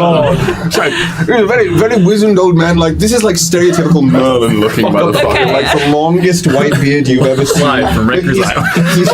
Guys, I didn't mean to. I know. This is Grand Enchanter Egon Rattlemere. And he's snapping along. I love this little ditty. Yes, exactly. Sublime. And he's snapping along. He can't help it. He's really enjoying, like, little sparks are flying around. And he's enjoying this dance. He keeps on trying to get into this, like, quartet. Man is not allowed around Mage Academies anymore. No, but that's the thing. He is here. He's been tenured for way too long. He has 5 years. He should have been retired. Yeah. And I think what's about to happen will cause him to go into permanent retirement. So I do think. I think, Don't you worry. I think Chauncey and I was about to say, I think we're about to cause this man some serious injury. So he's, well, I love this whole day, snapping along, little sparks are flying out. He keeps trying to get into the dance, and as he's doing that, oh good heavens! And he goes down. So effectively, It's like Chauncey was knee sliding by and and I do think he is going to spark whoever is directly around him their gowns, their coats. In that, he accidentally ignites two people's like petticoats on fire. And people start patting. How do you make it more of a spectacle? Oh God, the fire really threw me for a loop. What did he do for me, there, boy? The Thai Shepherd sees that and goes, oh fuck. And just increases the humidity around the fires to help put them out quickly. And then as that moment kind of settles for a second, the Thai Shepherd kind of goes and goes, okay. Can I roll magic? You can do whatever you want. I would like whatever you're gonna do to me. I look at this old man and I'm like, I sense it. I sense the body, and I go, I'm sorry, my friend. You're going to have to shit yourself. And so old man's on the ground. You just hear like An audible shit? Excuse me. This is the stretch 2 we were missing! Egon Rattlemere does nothing half-assed. Oh no! And then He's already wearing a diaper. he's gonna propel a little bit. Just everything he does full chested. So I do think he smacks the ground unconscious, mind you, and that causes him to go. And just slips a All little of a bit. sudden, swarm of ghosties come around this old man to help him up. Yeah, and I will say, I just want to be kind. Not super stinky, but those around absolutely heard the audible shit. Audible. Yeah, the It's Grand like it's Enchanted- one of those yeah. where it's like it might have just been a fart, but But maybe like that sounded but like that one, he needed to go check that at the very least. So carried out like the body of Christ. Egon Rattlemere, completely unconscious. by the ghosties. The ghosties singing the last song of Godspell. I'm making my way out. You know the image of like the Pietà like draped. I am in the gas leak. Anyway, Oh, I love it. on that note, I have to go shit myself. Go dump your Whoopi. All right, Rachel, your turn. I'm an adult? Yeah. 1, 2, 3, 4, 5, 6. You said that he was doing 2. I'm sorry. I was just doing Monty, wasn't I? Yeah. What? Or not Monty, One, two, Montjoy. three, four, Sorry, five, Montjoy. Yeah. You have a character who's gonna trip and fall. You can make it up right now. You can choose somebody. Renzanok. Renzanok. Love it.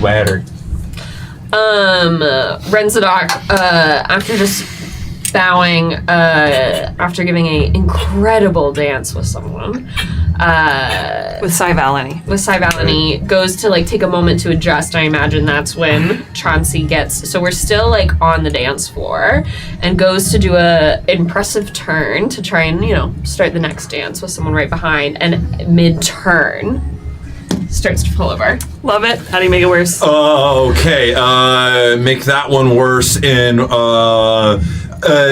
so as that there's probably from one of the extra spills from the tables, people just taking a header on the table. Let's just say there's some water nearby, some liquid, and the Thai Shepherd sees that and just kind of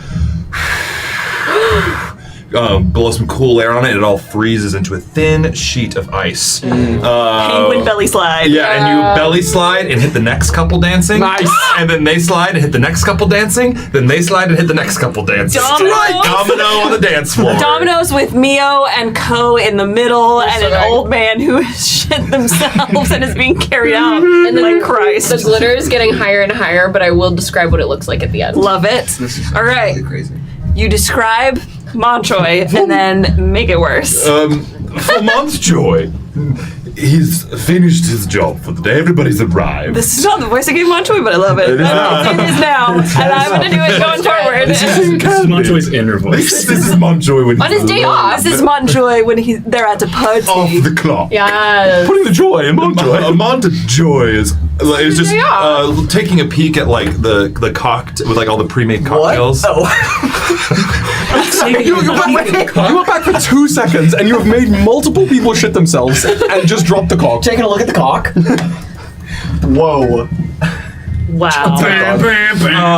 But perusing which one he wishes, and goes, oh, there's one last beautiful, cloudy purple one. And he reaches out for it. And as he does it, one of those dancing couples bumps into him, and he falls into the cocktail table and goes, oh, and falls in, and then the Thai Shepherd kind of takes a sigh.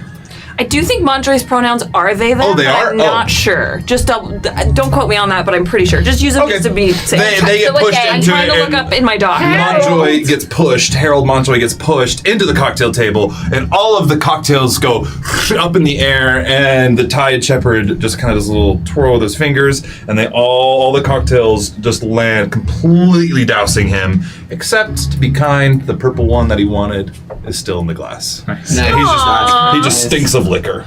Sure. Love it. Yeah. All right, Miley-cito, bring us home. Wiki Warrior said all pronouns from All pronouns. Thank you. I Thank you, can't Wiki keep all of Warriors. the pronouns straight in my brain. Yeah. a lot of Montgomery is sitting at a table toward the front of the dance floor, and he is having a grand old time watching these four particularly dance together. Oh, because he doesn't know how much longer he's gonna have here. So he's soaking this up, and he's feeling it. He's having a good time. He has a drink in his hands, and he takes a look and he realizes, oh, I'm about a sip or two from being empty. So he goes to stand up with his glass, takes a step, starts to go, and as he's going to try to grab onto the table, but he misses and only grabs the tablecloth. Perfect. Oh, I love it. Want to see a magic trick? So he's watching the cup as it's about to fall, and he's like, oh, table, grabs the cloth. It's okay. How can I make this work? All right. The Tide Shepherd sees that and goes, ooh, and just takes a deep breath and just a quick prayer to patrons of theirs, and ghosties all swarm and catch Monty, so he doesn't break a hip. And there's as that goes, the tablecloth goes over him, and he looks like a big ghost wolf that's just being carried by ghosties with a linen thing over him. So it's like a big, like, kind of scary ghost. And you hear Someone came Monty to the masquerade dressed as a ghost. Yes, that's what it looks like. Great. I love that. Incredible. Nice. Incredible. Chauncey, Mio, your prank has gone off without a hitch. Describe the end of it. So kind of like feeling the rhythm of the dance and that there's a lot of people falling around them. It's just the confidence in Chauncey. Mio looks at the blushing, the laughing, the stress, I think, that Carmi is feeling, and goes, big finish! And like pulls everyone's arms in and then kind of lets go in a way so that they should spin out. And the gold and green glitter that was around them that goes swirling and splashing up, instead of making a flame, is going to make the symbol of the kingdom. Interesting. And as Mio spins out, Mio will spin out and do a deep bow to the sovereign. Interesting. Okay. The sovereign, Rosalia, smiles. And if Mio can approach, very quietly, there's better unions than the one planned. Soleil taught me this dance, and bows again before walking back to Lucy, Casca, and Carmi. Does not stop to talk. Simply, thank you for the dance, and then runs and grabs Chauncey's hand and runs out. Back to work, soldier. If I may, Breaks over.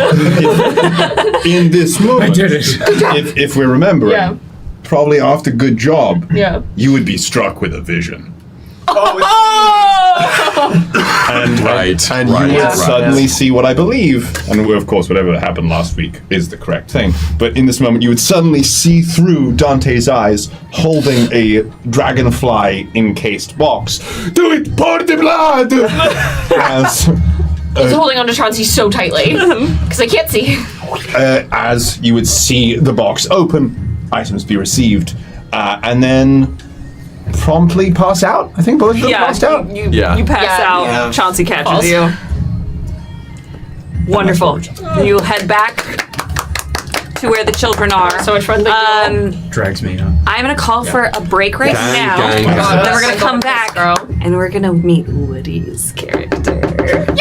Right. All right, so come back in 16-ish minutes. We'll be back to meet whatever tween Woody's cooked up and to If do you the wanna call it that. masquerading. I It's a do. weird sentence. Whatever tween Woody's cooked up. I love you. Hey. You're making it weird. Slow roasted, they're just like pork.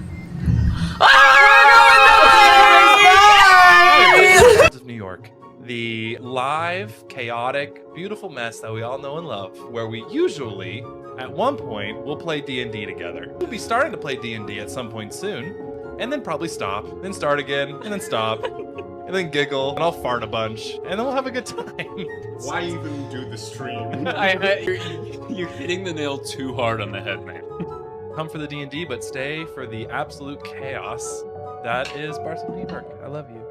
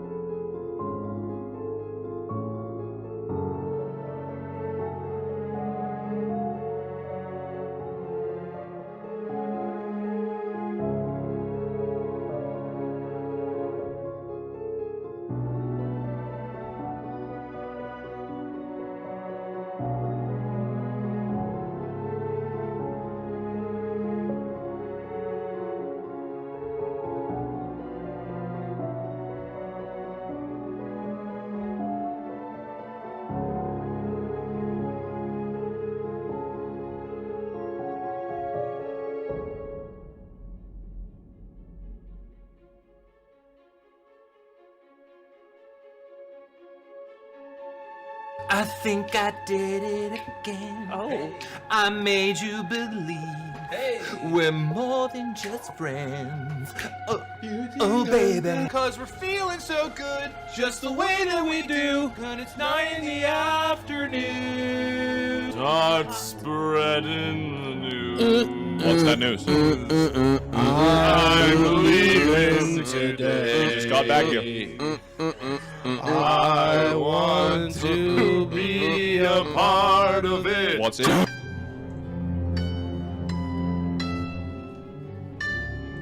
When I was a young man, my father took me into the I city. think we just lost like 5 viewers. Should all acquaintance be forgotten and never brought to mind? Should all acquaintance help. be Somebody send help. forgotten?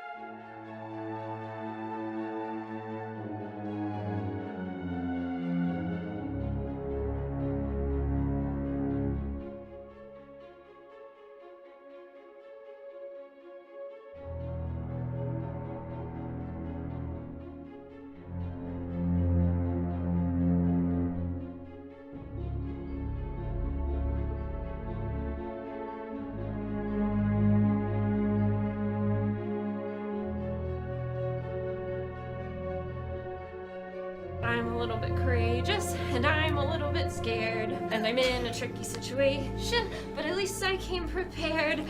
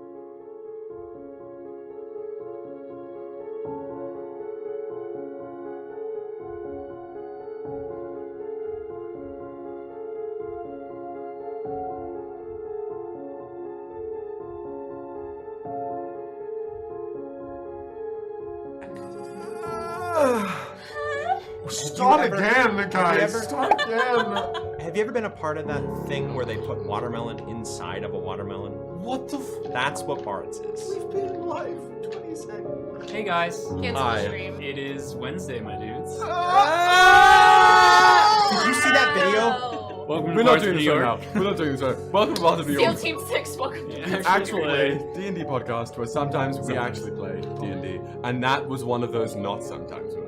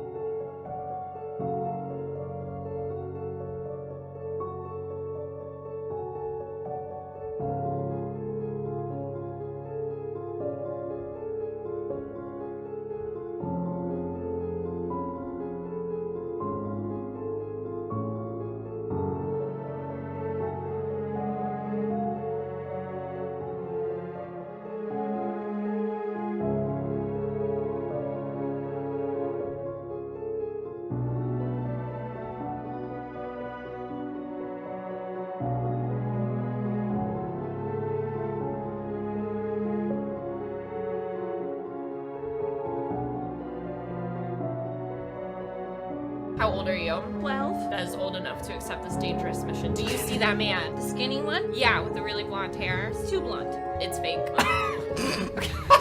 He looks vulnerable. He looks relaxed. He looks ready to play. Now's the time to strike? Now's the time to strike. What do we do when we strike? Strike to No. Jesus Christ. Strike to Lieutenant, he looks vulnerable. Mm-hmm. So we're gonna go play. No. Fuck She's a little everything shorter. I'm doing. Let's just make this the show. That's so cute. Face painting first? Always. Let's go.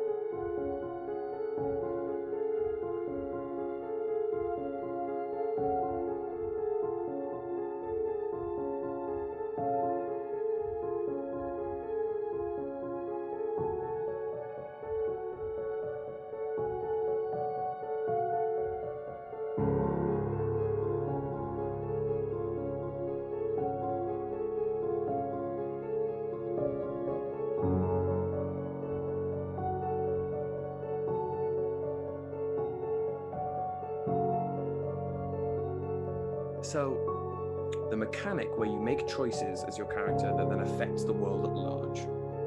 To me, there's no better version of that than D&D, where not only do you get to escape to a world and make choices within it as a character entirely your own, that then your own choices are a catalyst for an evolution of the world that evolves with you, but you get to do that with other people. So it's not just a pre-thought out, I'm going to make these choices to make these things happen. It's a group of people all that you can have banter with and laugh with, but at the end of the day, you are exploring a world for the first time together as a group, making these little chaotic decisions which bloom across the world, causing it to change with you and grow with you as your characters level up and grow. What brings me back to D&D over and over and over again is like assisting in the growth and the blossoming of a world that will be cultivated by accident through a ragtag group of adventurers' actions.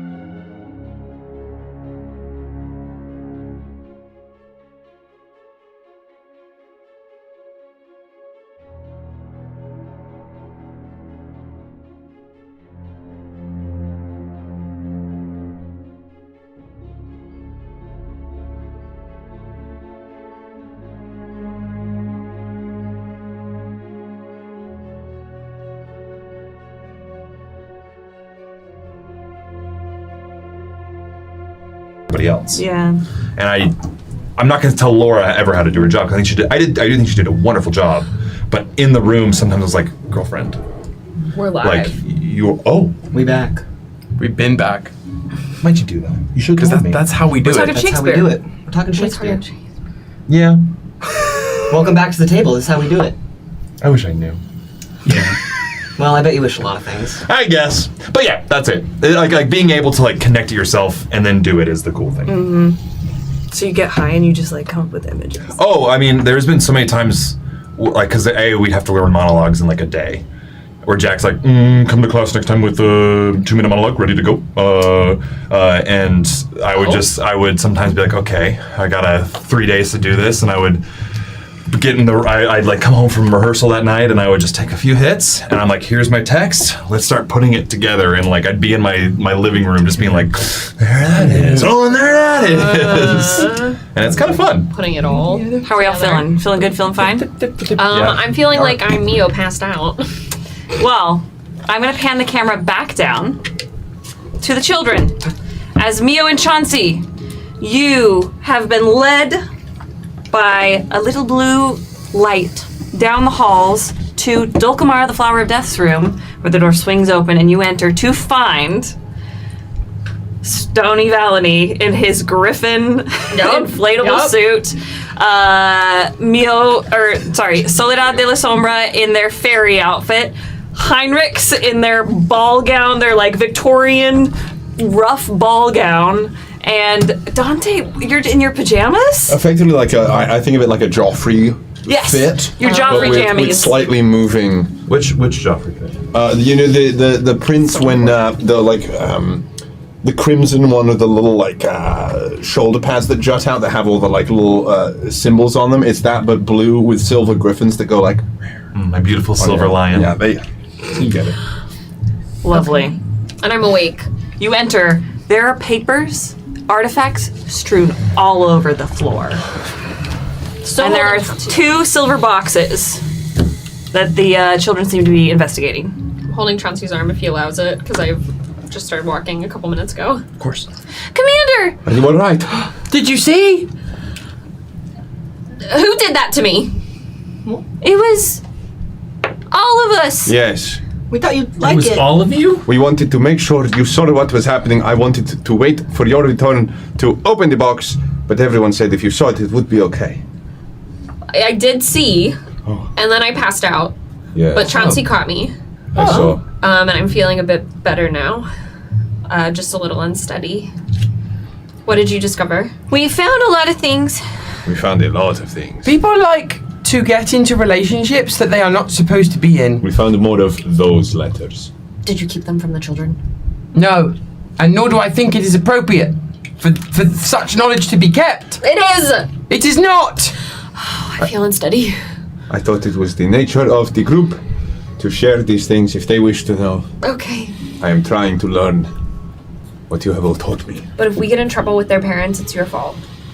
If that is the sacrifice I have to make for these children to learn, I will do it. You don't always have to learn everything immediately.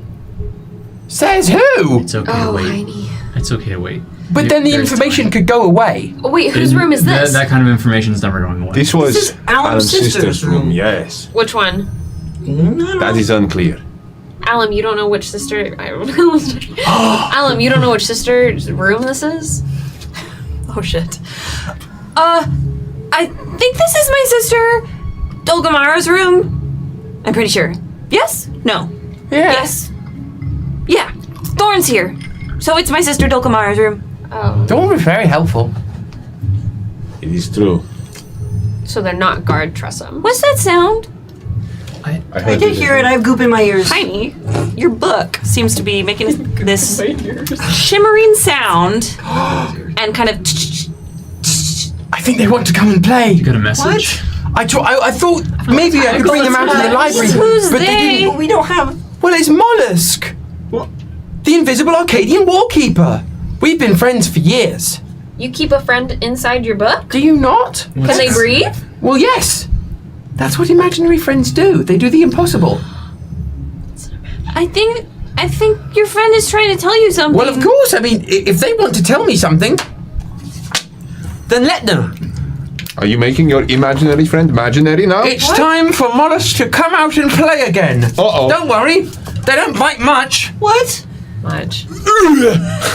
You get the fuck out of there. Out of the book and climbing out of this book, first made of parchment, and then as their hands emerge from the parchment, they start to grow skin and bones, and they come out. Please describe this imaginary friend, Mollusk, to us. My name is Mollusk, and my best friend is Heidi. Just like dives around the neck. What does Mollusk look like? Mollusk is rather a 2-foot long iguana. What? What? Anthropomorphic iguana. No! We're talking, what's it from Monsters, Inc.? What's that fucking scary lizard? Randall Boggs? What What the fuck are we talking about? I'm so sorry. Not the double I glass. know that was such a And for your information, I'm not anthropomorphic. I am an iguana. Okay. So there is a 2-foot iguana on the ground. Speaking iguana. Yep. What are you see-through? Are you green? Are you blue? Are you What color am I? golden? It depends on the mood. How do you feel today? You're chameleon. I feel are Randall. zesty. Zesty? That's going to be purple and green and iridescent patches. You're a Barney iguana. All right. Don't say that. Because I don't want to upset my own magic rules of this world. Sure. Heine can usually only make a character or something that lasts for as long as he is old. Yeah. However, Can I do something? I would like to use my resolve token. I think I know what you're doing. Can I go and go for it? What? What do you think? Let her. What is let her it? Go ahead, continue. I'm sorry. I was do your going to resolve. use my resolve token on Heine to make sure that Mollusk lasts for as long as Woody is here to play. Let's go. It's the Nanny McPhee syndrome. They will remain as long as we need them, and the moment we simply want them, they will have to disappear. I would like to add something. Yeah. Oh God. In order for me, I'm full splooted on the middle of the bed. in order for me That's kind to stay longer, I need the goop. No, Stony, do not listen Stony. to it. Don't Stony, listen to it. The wall keepers only ever speak truth. I need you to goop me. You do not know what you ask. I'm full splooted on the bed. To what extent? Goop me real good. Heinrich is going to close the book and Mio looks away. Heidi, What is happening? can you help me acquire more goop? I only brought this many. It's just like in your hands ripping off. He's like trying to. And you're still in the Griffin costume. Absolutely. For you, Stony, Inflatable Griffin costume. I'm afraid I would do anything you asked. And immediately, For the next 8 minutes, Stony will have as much goop as they possibly require. Yep. What have you done? He puts it in his mouth, and then it's just going to. Mollusk opens the mouth and continues to open until it's flat. It's flat. My boy. And just like Oh, you're eating it. I thought you wanted it like on your sucks skin. in all the goop, and then you see out like the iridescent scales of all the different colors. This goop start to seep out, and then a mollusk goes Yummy. Briefly, I have to interject. and then looks directly towards Mio, You are my new best friend. No. and like crawls along the room, up on the wall, and then falls down off the ceiling and lands directly on your shoulder. It's just like on your shoulder. A dive, an immediate get away. Mio does not move. Or are you diving? I'm diving to take that thing. You said no? I said no. Dante's It is in diving. slow motion. Again, yes. Everyone. I'm still holding on to Chauncey. Do you push Mio and Chauncey? No, I'm going for him. So Okay. midair, falling from the ceiling onto the shoulders. No. I'm sorry, General. I couldn't take my position. You can stay on the ground, what is its name? Mollusk. Mollusk. And I'm your new best friend. No, you can stay on the ground. Anything Mollusk says is true. What? That's how it works. That's not how it works. It is for Mollusk. What if he says something crazy? It will be true for me. Like what? Tell me to say something crazy. Don't dare me. What if you say that the walls are purple? The walls are purple. Are the walls purple? And For a second, that purple magic shifts, and it's where the mortar would be in the bricks. It's purple. Wow. And then it starts to glow like hot coals and then fade. Mollusk, you're in the audition process. I want to impress my general. Is this who I share my rank with now? Little sticky iguana man? And you don't have as many points as he starts with. You're never gonna escape the goop. Seeing this challenge. Goop me, Stony. Please say it nicely. You don't. Jess just gets down on one knee. You don't have to do this. Yes. I think I do, General. Looks to Soleil and Chauncey, the other adults. Stony, I think this is important. would you goop me? Oh my god. So I might challenge this strange little sticky iguana. My name is Mollusk, and I'm your new best friend. But why do you want to challenge them? We can all be friends. Are we not on a time crunch? I don't know. What are all the boxes on the ground doing? All right. We found some more letters and poems, and we haven't searched this room yet. Can I read and catch up while you search the room? Mm-hmm. I'll search the room too. All right. For whoever's reading, read. Whoever is searching the room, roll me a wit check. Mollusk, would you mind sniffing around the room and seeing if you can smell any furtive or otherwise hidden thoughts? My favorite kind of thoughts. I know. I can smell thoughts too, you know. And then we'll start running. Mollusk is just like lizarding. Like, I just like watching him do it. Fucking little bits. Don't All right. Who is searching for shiz? Me. Guess Mollusk. I rolled a 10. 10? All right. Let's go.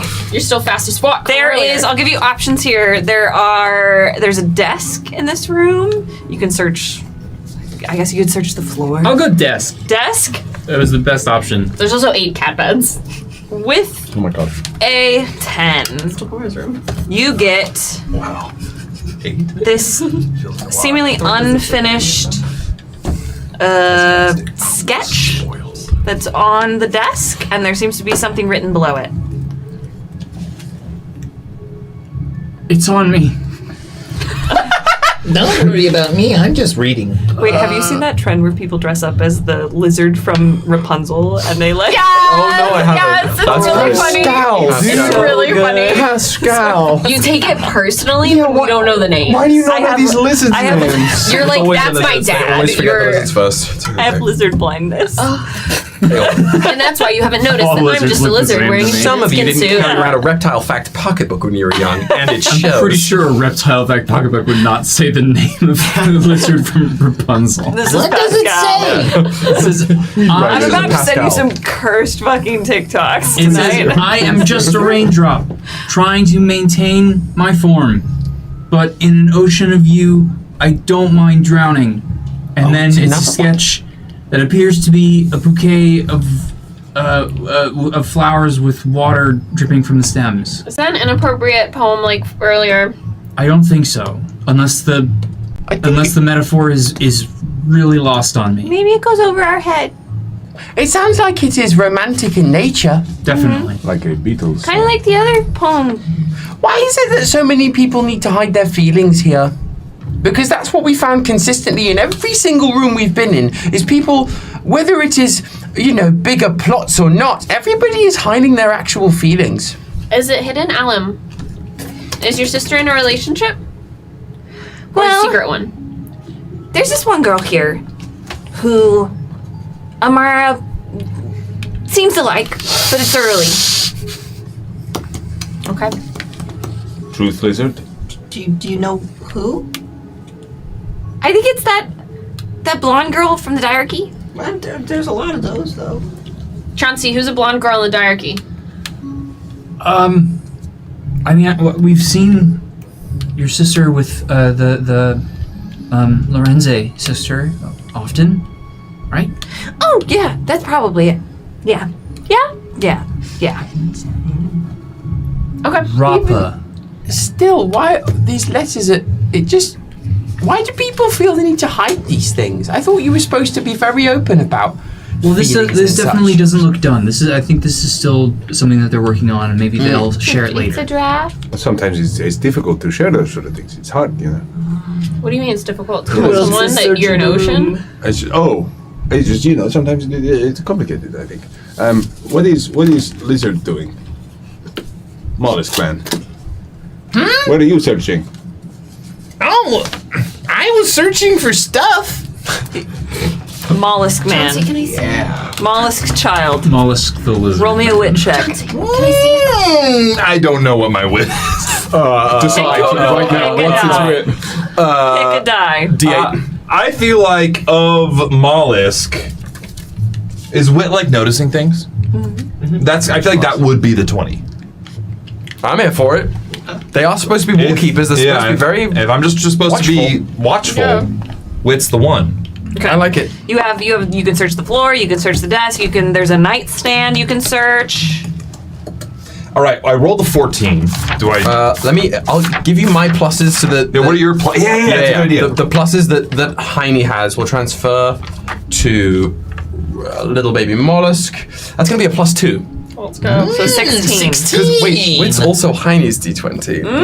That makes They sense. are best friends. Mollusk, where are you searching? You searching the floor? You searching desks? You searching nightstand? Somewhere else?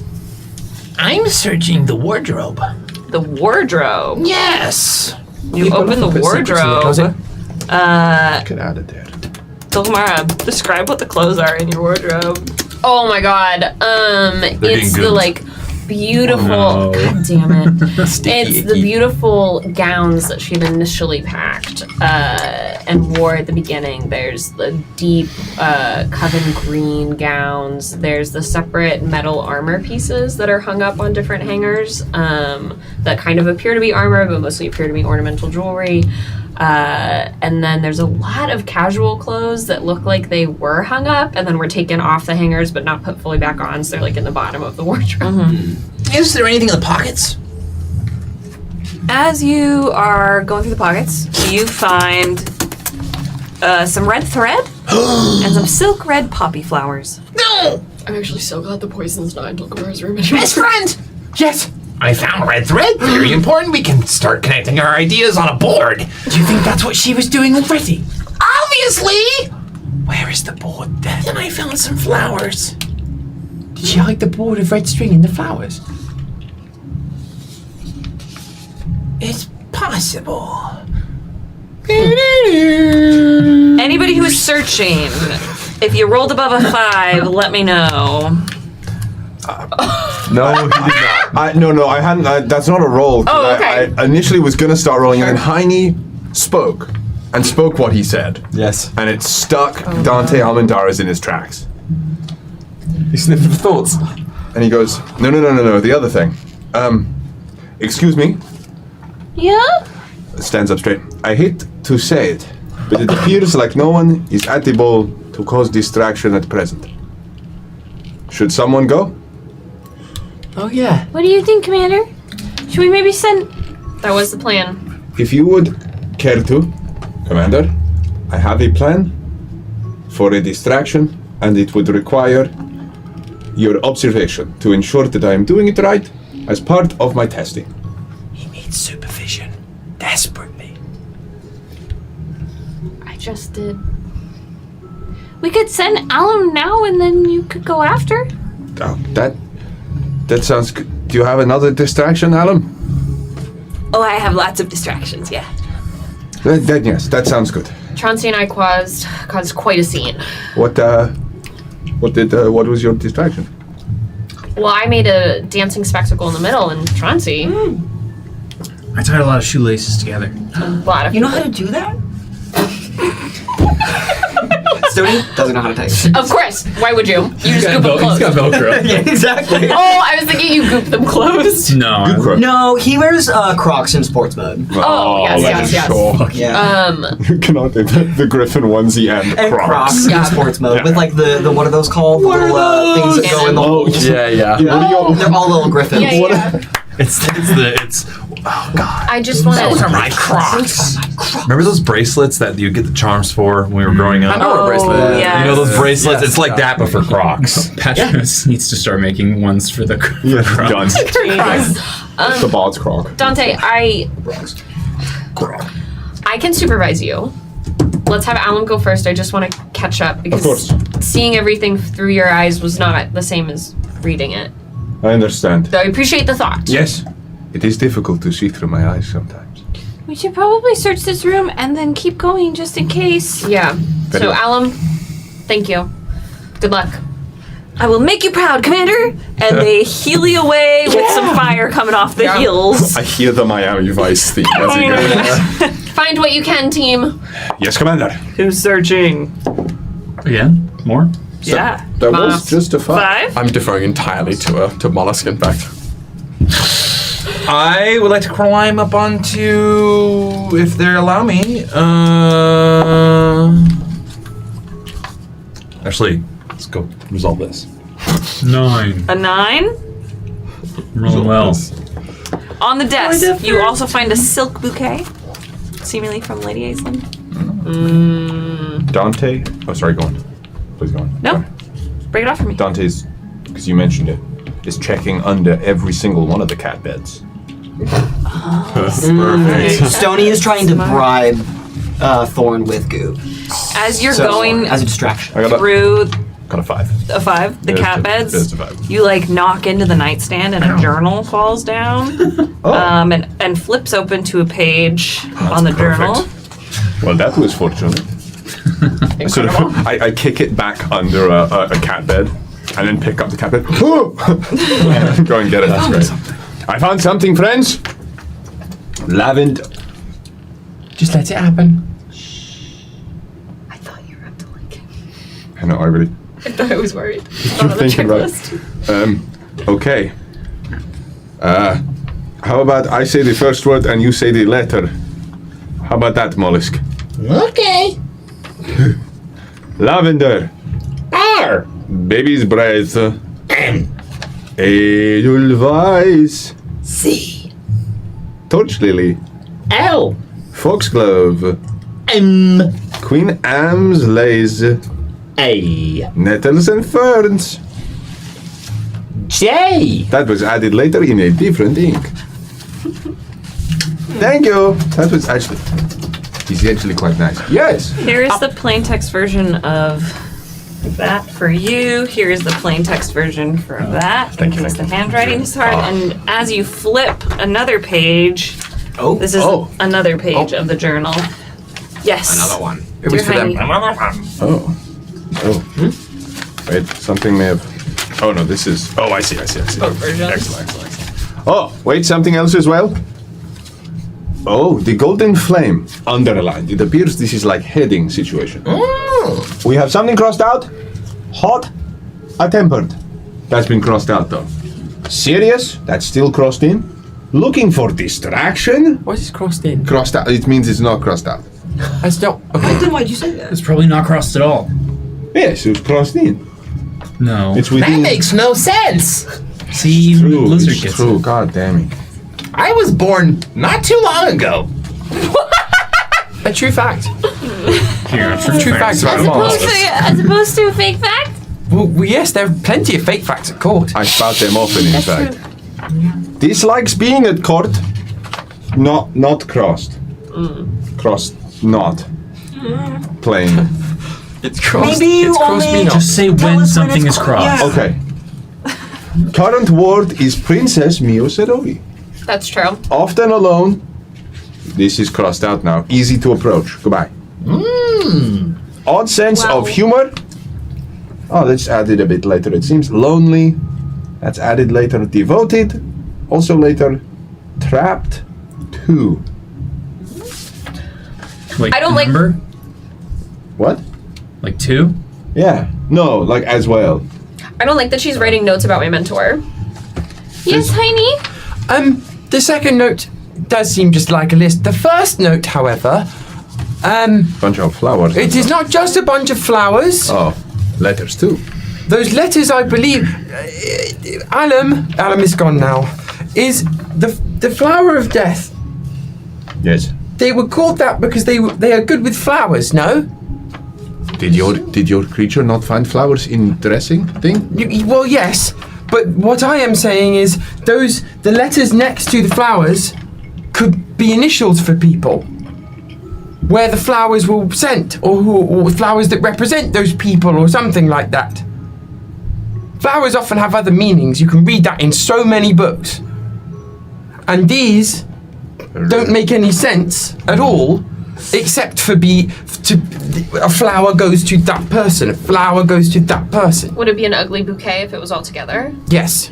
Lavender and baby breath, edelweiss, torch lily, foxglove, queen anne lace, nettles and ferns. No. Those would make some of those in smaller groups would be great as bouquets, but as a whole group it would be very visually confusing, and I don't think somebody who is experienced with flowers would assemble them in that way unless they wanted it to be confusing. Now, Heine. One person's bouquet is another person's treasure. I know, but who puts nettles in a bouquet with edelweiss? Those who want to appreciate the common things, and that's okay. I know. Do you want a copy to read? Jesus Christ. Who's that? Who? I'm less concerned about.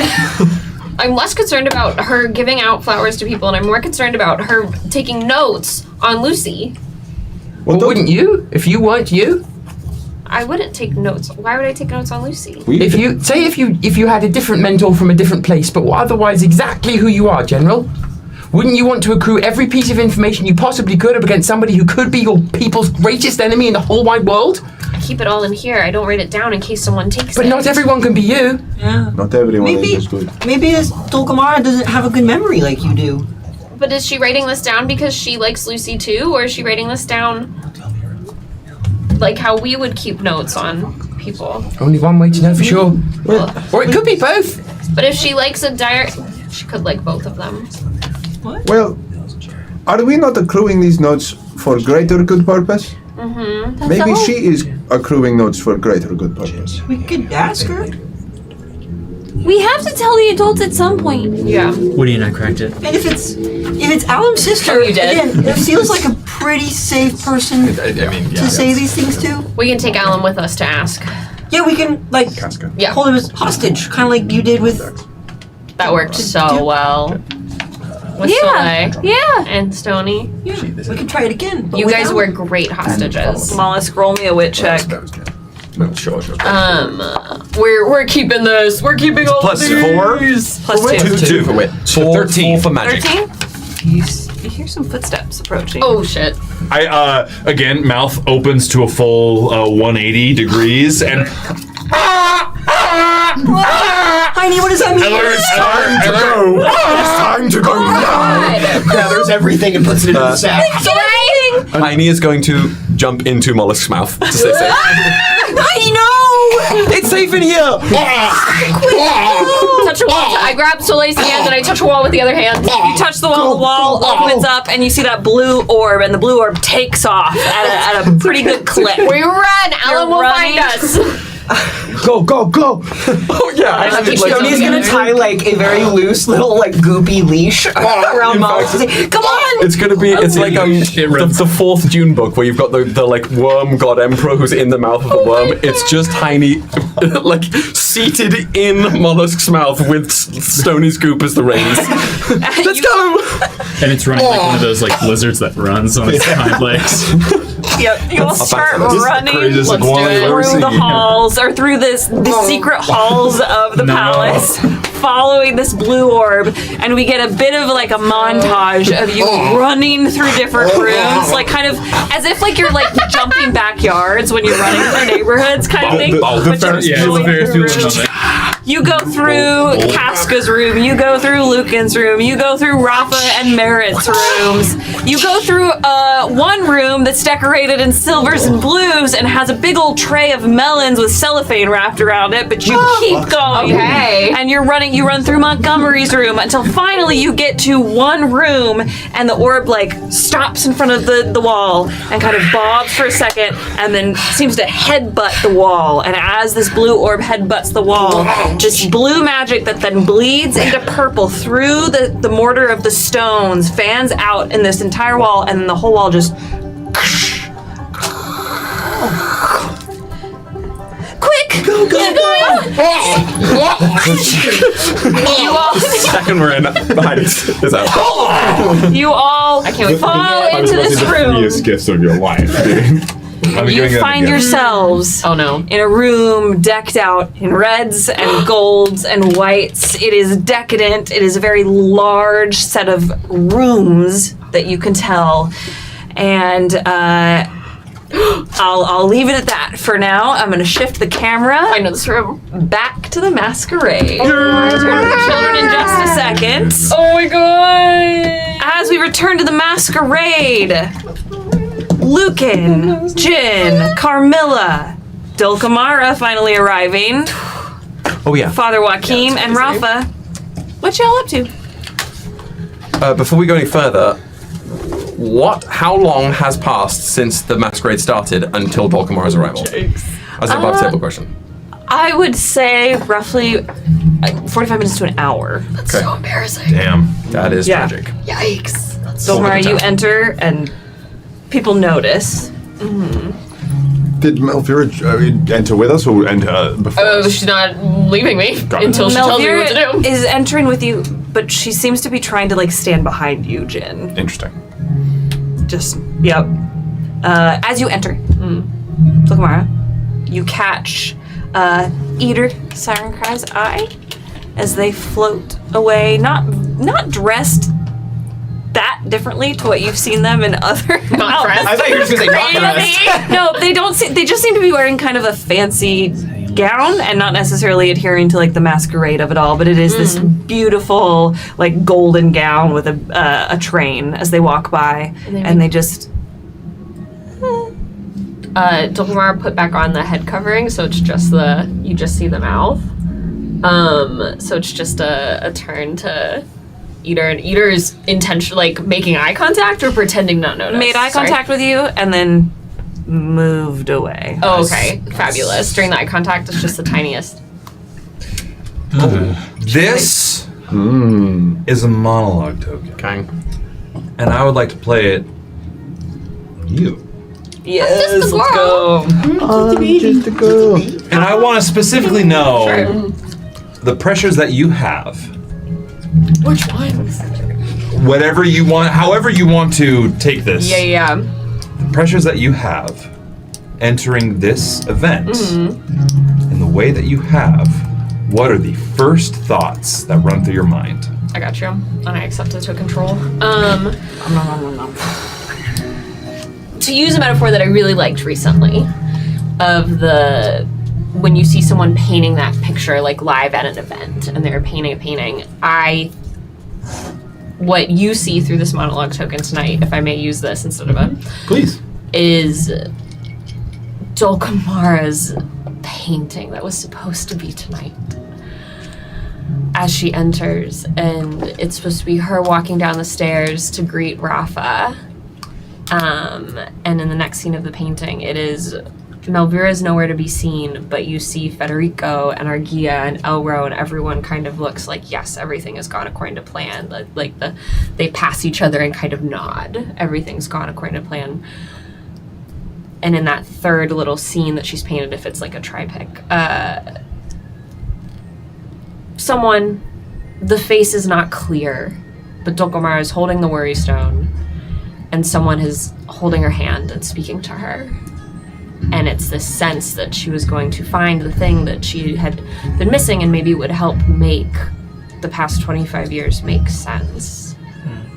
And there's just water dripping down and the paint smearing as Melvira is in the image, with the blue lips from the poison antidote, and there's no one talking to Dulcamara. It's just her alone. Elro's not in the image. Argia and Federica are not in the image, and Rafa is so far away. And it's just that expectation she had when she entered of how her night would be, and the trying to stand tall through the reality of what it is. Thank you. Thank you. That's fine. As you enter, make eye contact with Eater.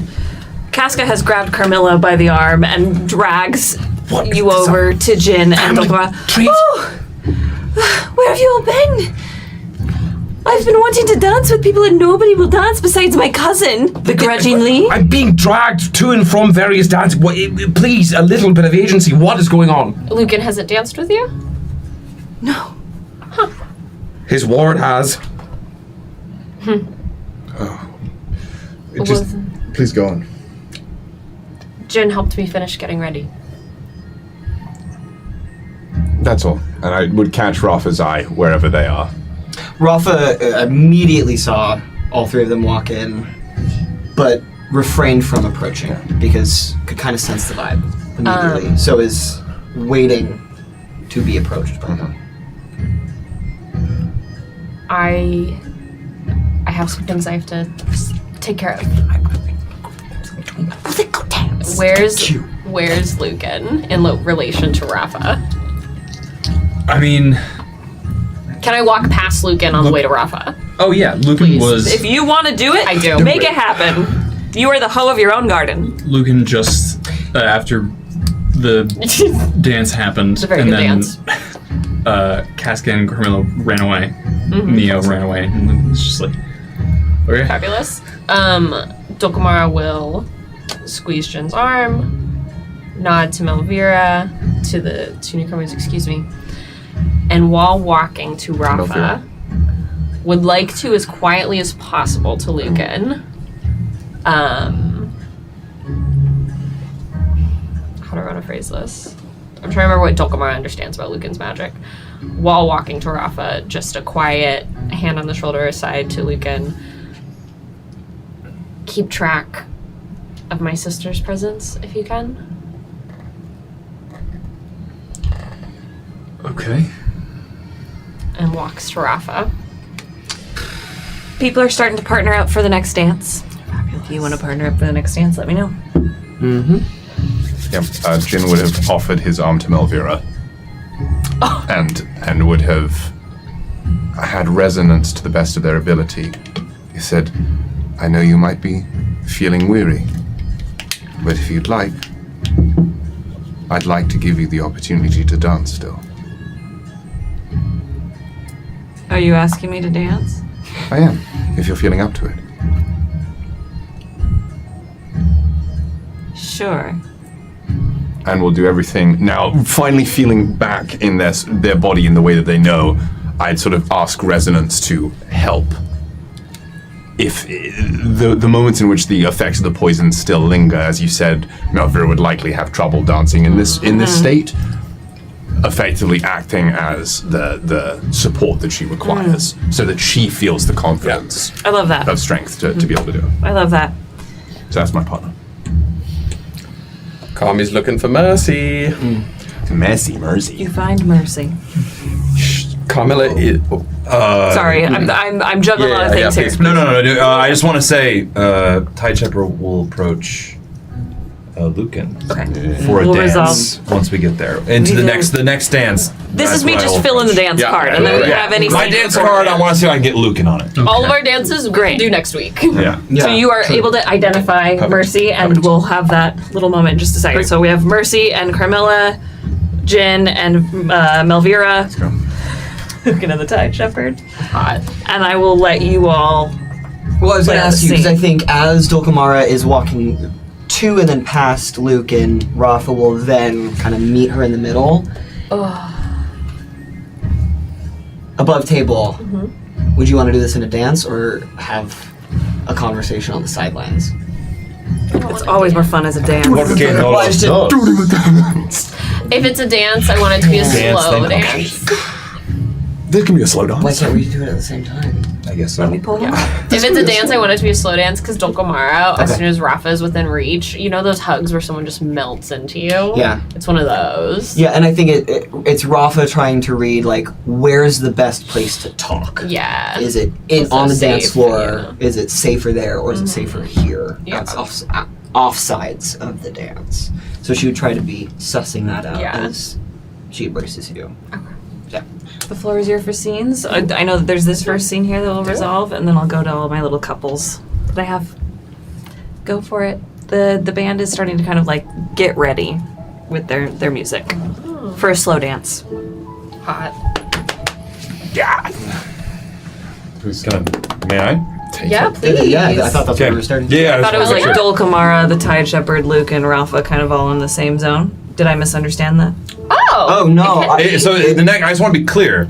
The next dance, the pair, if they say yes, this is a pair, that's a pair. Carmilla and Mercy's a pair. And Lucan and or Jin and Elvira. Everybody's Elvira's a melting out my pair. ears. You're so yes. right. Okay, cool. I thought it was a floor hander for a second. Not yet. Oh. I, as the band is getting ready, I saddle up next to and I stand next to my old acquaintance. So, Luca, would you care to dance with me for this next round? Sure. I can take the moon position if you wish to lead. I don't know what that means, but okay. Do you wish to lead the dance? I'm not very good. What are you more confident in, my friend? I don't know. I will lead. Okay. Hold my hands. Follow.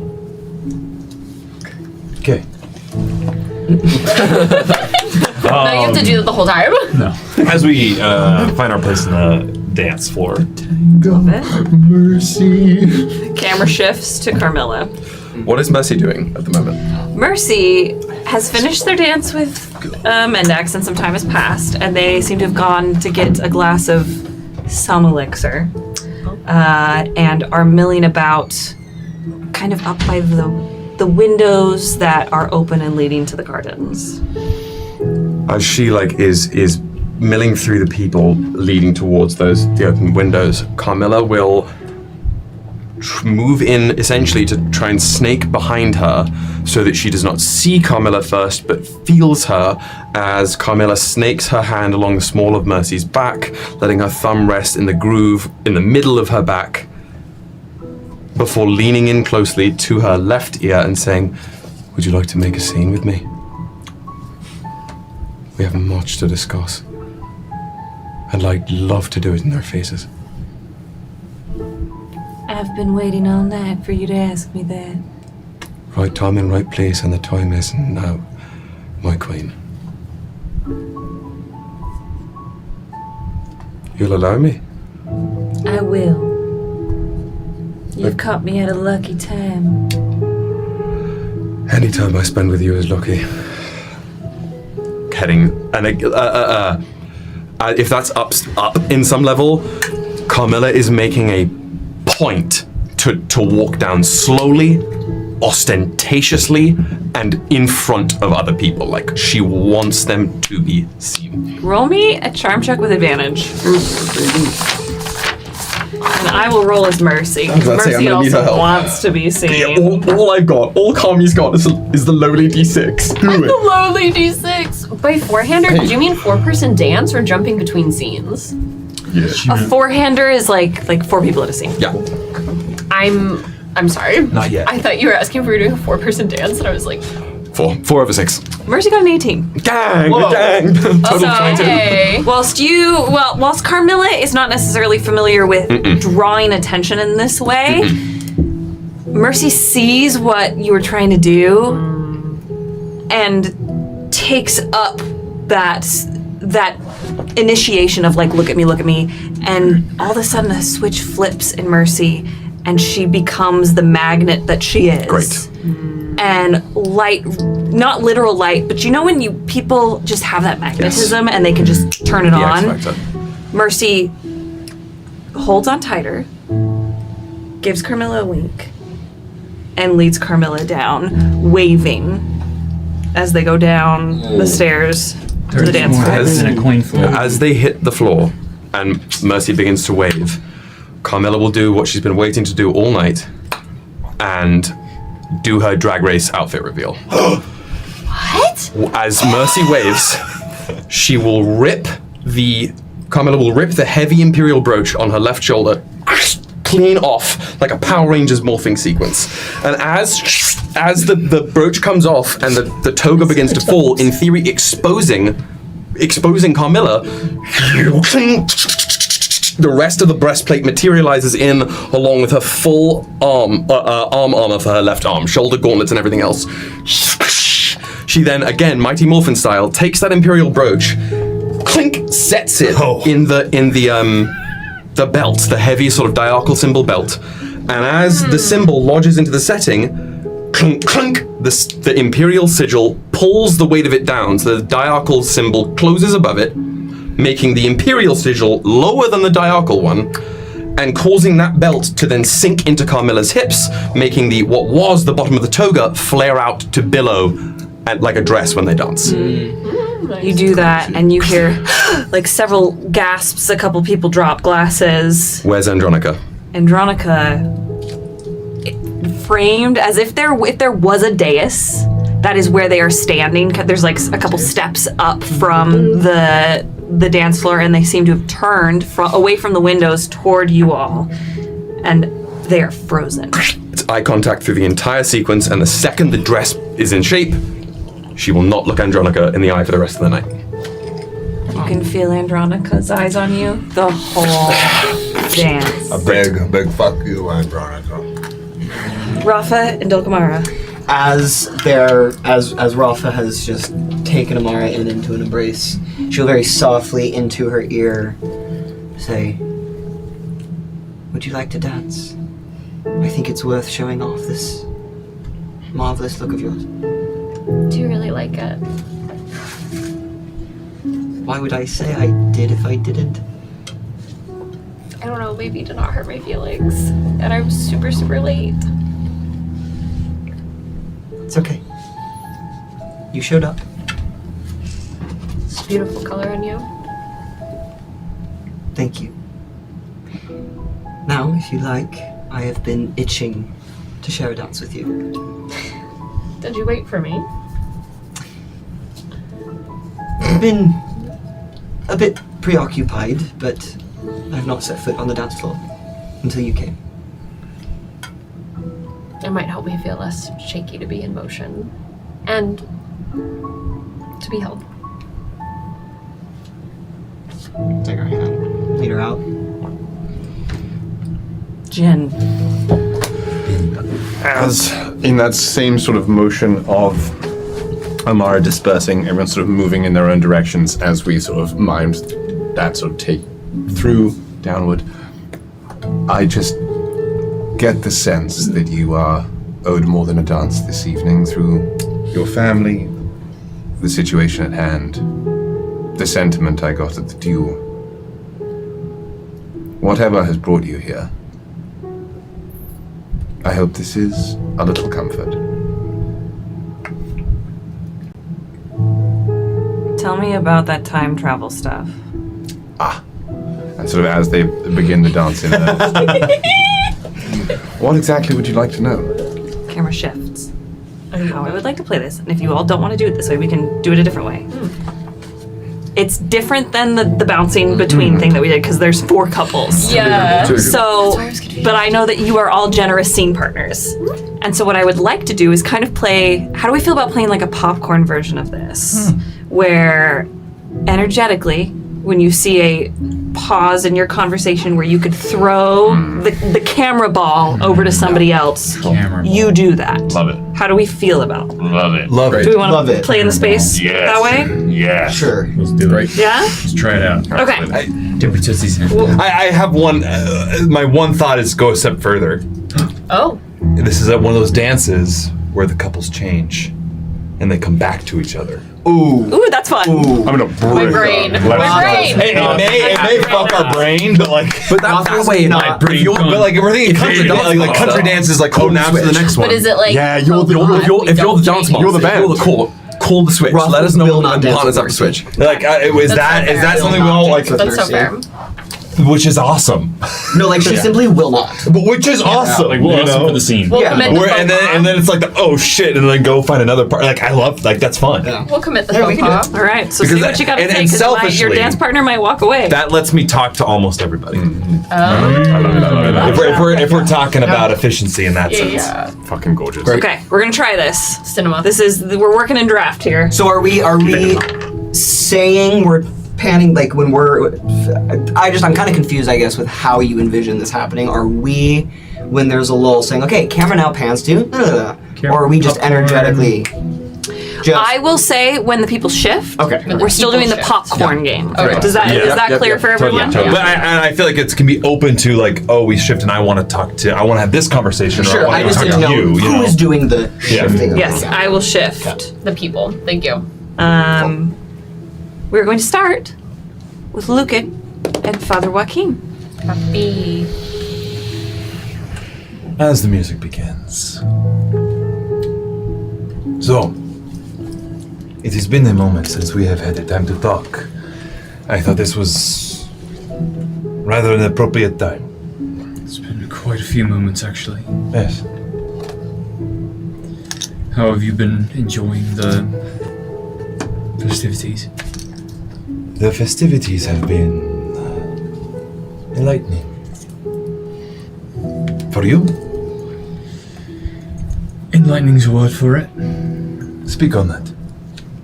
Sometimes it's just too much light, and then it's just not. It's harder to see. What do you mean? You have a... Just bright lights. You know. Which lights are you speaking of? A certain someone or a certain idea? More just things coming to light that were previously not even considered. And how do you feel about that, my friend?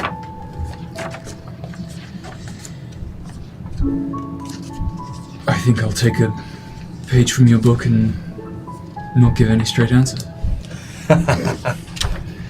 Well, let's say I am feeling rather open tonight. Ask me a question, and I promise you, I will answer truthfully. Golden light shoots up both of your arms as you say that. Holy shit. Crazy. Frankly, I forgot that promise, but the minute I said it, I'm like, oh, that's a thing. And I'm like, peak fiction. Do you all find when you say I promise in real life, now you're like, magically binding? I get really well, stressed. now I'm gonna. I get really stressed. Yeah. Lucan's not. I say that with all the weight it needs. Yeah. Lucan is not the best dancer. He is noticeably more like. his moves are in the bedroom. I gotta go home.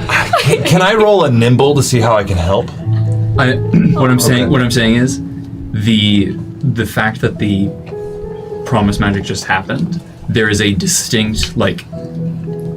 Not only is he not great at dancing with you, he is no longer a willing participant in what's happening. Yeah. We hate He just promises. put a bad taste in his mouth. Yep. Well, I just helped you dance with a 6.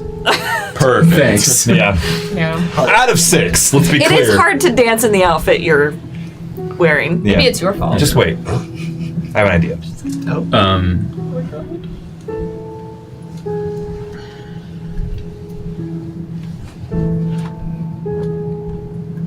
What do you know about what's underneath the palace?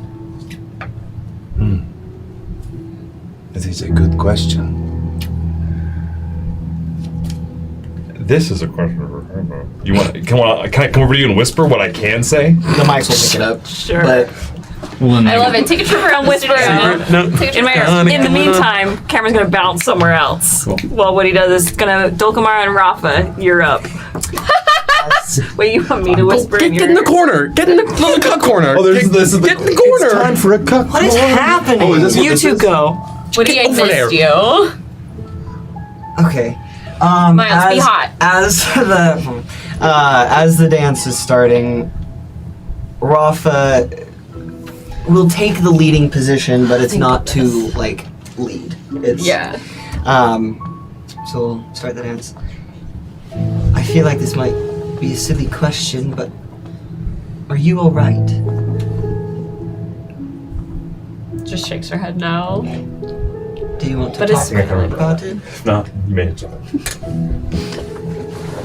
Not here. But I would like to. I don't want to keep things from you. Jen's keeping an eye on Melvira. I asked Lucan to track her. And the task I was trying to change and stop, but I'm not sure if that is successful or not yet. So I might have to duck out later. Okay. But I would like to be here now.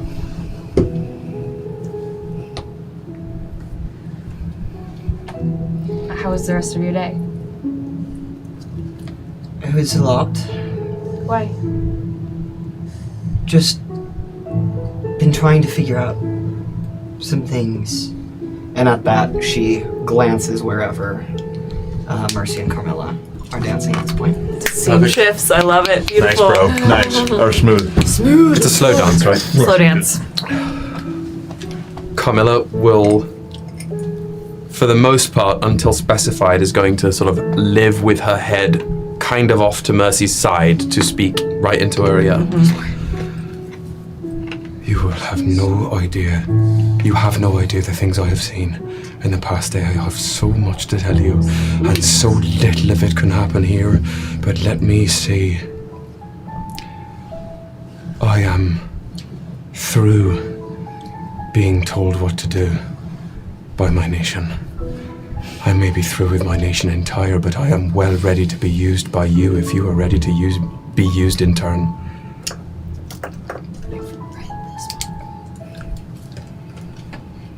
I'm listening. This is a Carmilla I've yet to see. Color me intrigued. I fear I'm still learning who she is. But it is the Carmilla that you woke up, and I don't think she can ever sleep again. The tapestries hold so much more than you can ever understand. We danced on the footsteps of time.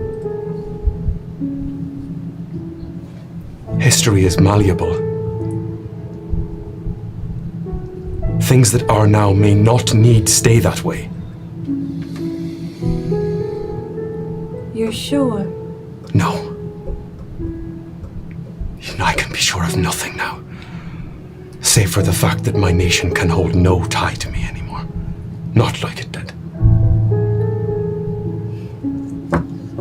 Mercy puts a hand on Carmilla's cheek as they're dancing, so it's like Yeah, one hand. yeah. Which cheek? No tie to me anymore. I soulless. I was thinking Make's third hand. Hey, sometimes you just want to have your hand on base butt. Yeah. As Mercy's hand caresses her face, Carmilla will start gently playing, essentially playing the piano down the middle of Mercy's back. Do you remember that beach? Our last time together? You ask me questions you know the answer to. I meant to show you something the next time you came back. It has haunted me since.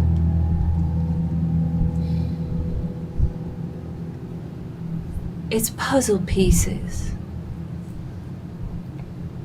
of some greater conspiracy, history, I know not what. But all I know is as I've looked for a cure for the etherphage, it is my last bit of hope. And it sounds like you found some more puzzle pieces. Carmilla will get very close. Like cheek brushing cheek. I'll show you mine if you show me yours. But not here. When and where? The maze, tonight. When this dance is done, run out of the ballroom with me. Cause the scene. Mercy turns over her shoulder and looks where Mendax is, otherwise occupied. Oh my god! Let me be right out. This is a monologue token. Retroactively, next week, I want to know how Mendax feels. Yeah! That's great. The future. We'll hold it. We'll hold it. That's all. That's all. To continue. Dad? Text me the moment you see this. That eye contact. Yeah. Is That's crazy. that's specifically what I want. Dan, That's actually get ready. criminal. That's it. Continue, please. Tango Mercy. Seems several people need to learn what we're worth. Don't they just? Camera shifts. Sorry. Can it be both? It is both. It's always That's why there's two sides. I love my toxic queens. Yeah. Sometimes that's Toxic, just you're reaching so the good. Yes. What is it exactly that interests you about what was? What was it like? Was it just the same and we've been doing the same bullshit this whole time? Actually, would you like to see? Actually, yeah. I've made some mistakes with how I've expressed this in the past. Oh my god. Lesson never learned. No, that's trust. That's actually the voice in your head of unbending. Lesson never learned. Trust. Trust. In the same way that you felt the unmending's presence as I helped you. Allow yourself to see as I do in this moment. Okay. And as that extension opens up, I would want to be able to see, ideally in this case, what I imagine to be unmending and resonance mimicking this paired dance, also in this space. So that allowance for her to see that as sort of the opening gambit for a further expression of memory. May I? Yeah.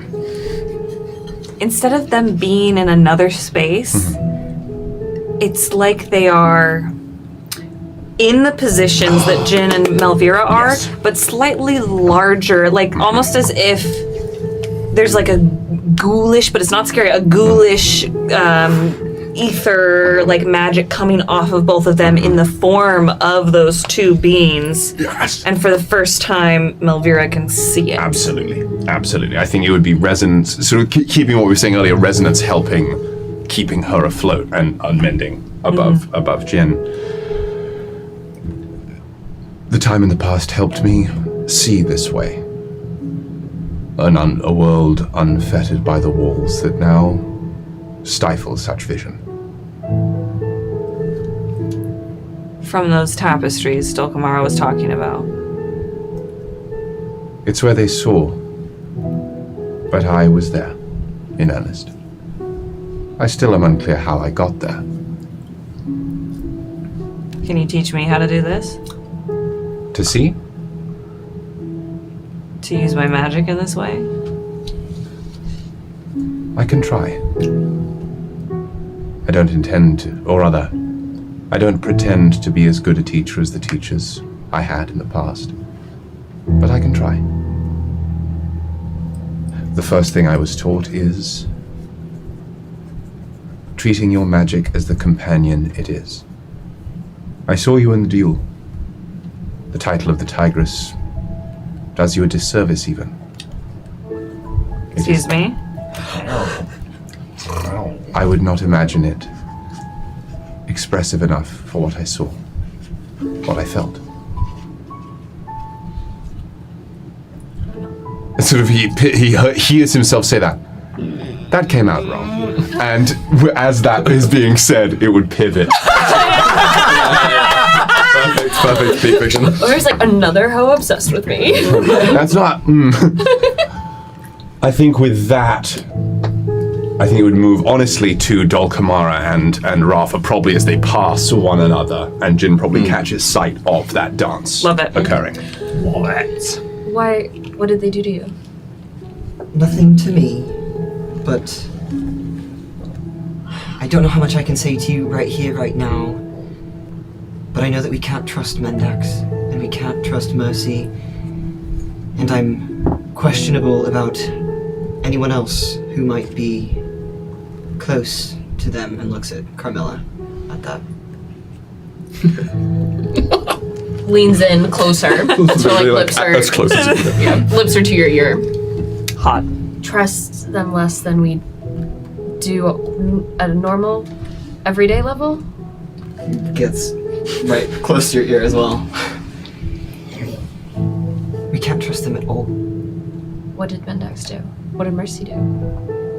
I don't know the order of operations, but yesterday, after everybody left, Mendax allowed Mercy down into the chambers of the tapestries. I don't know what she saw, and I don't know what all Mendax told them, but I know that Mendax has some sort of deal in the works with the queens. Okay, so now we can't let them be there when we get the star? I don't know. I think that's going to be quite hard to get them to not join. But I think we need to get it before they do. We can. Malvira is gonna help us. I looped her in. I wish Merritt was here to help. But I'm hoping by us finding this, we will find her. Maybe finding the star is how we carve a place back for her, or maybe it's tearing down the walls. I don't know, but I know that we have to be the ones to do it before anyone else. we will. I know I can trust you. And she leans in, just kind of forehead press. I know you have a mask on, but just a gentle. I trust Malvira. And I think she's going to trust me. She might not forgive me, but she'll trust me. And I know we have Jin. What happened? I know you said you don't want to talk about it right now. But I made a mistake. Trying to play the hero. how costly was it? Let's say Jin could unmend the physical damage, but I'm not sure about the emotional. To you? Or to your sister? To my sister. And we shift. Where do you shift it to? Let's see what the TIE Trooper's doing. Yeah, let's go. Upon that promise, and upon the question, Yikes. what lies beneath is a power from the ancient Fae. And to wield the power, you must be tested. This is what I know. You may already know all this. Who told you that? I did not promise you that answer. But I will say, my patron, an individual you are aware of, who serves a greater patron. That is not my exact secret to tell, and that is why I tell you. You should go talk to them, a pale individual. Call them to you. Those are the riddles I will give you. Hopefully they are adequate. Oh, I mean, Pretty straightforward, I guess. Did I answer that to the If you point? didn't, I would have stopped you. Okay, cool. Consequence. Just want to make sure. I don't want to fuck. Yeah. I don't want to like completely fuck things. Smites you down. Yeah. The Dutch Shepherd is just yeeted out. Yeah. Delete. Makes promise, breaks it within 30 seconds. Joachim who? But now, can I ask a question of you? Sure. In a rather dramatic turn, like a lot of inertia. Mm-hmm. How do you feel about your place within the Imperium?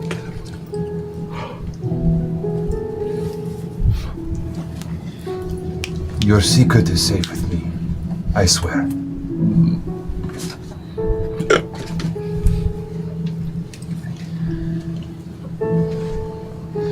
It's less about how I feel about my place in the Imperium and more about the Imperium in which I have a place. Please, unpack that for me. I answered your question. And a spin of the dance floor. Spin. I Partners switch. Yes! So Shuffle we're them, gonna shuffle them. have. You roll D8s and just like figure it out. How? That'll take too long. and We'll be here all night. Okay. So we're gonna have Lucan and Mercy. Whoa. Oh no. I'm gonna have Carmilla and the Tide Shepherd. Yes, correct. Melvira and Rafa. And Amara and Jin. Correct. My bestie! Let's go! Let me draw my map so I remember what the fuck's going on. Yeah. Okay, and we are going to start. Camera shifts away from Father Joachim and Lucan as partners shift, and our camera gets caught up in the spin and the shifting of the partners, and then we land. Crabs again. We land back at Carmilla and the Tide Shepherd. Yeah. Oh, quite fortuitous. I rather appreciate your costume change. I was hoping you might. Shall you lead or shall I? I will follow your lead. For this once, I take it. And she will, not picking up the tempo of the dance at all, still matching it in time as best she is physically able to do. But within the tempo, adding a couple more turns, just driving the wheel a little faster, keeping things spinning.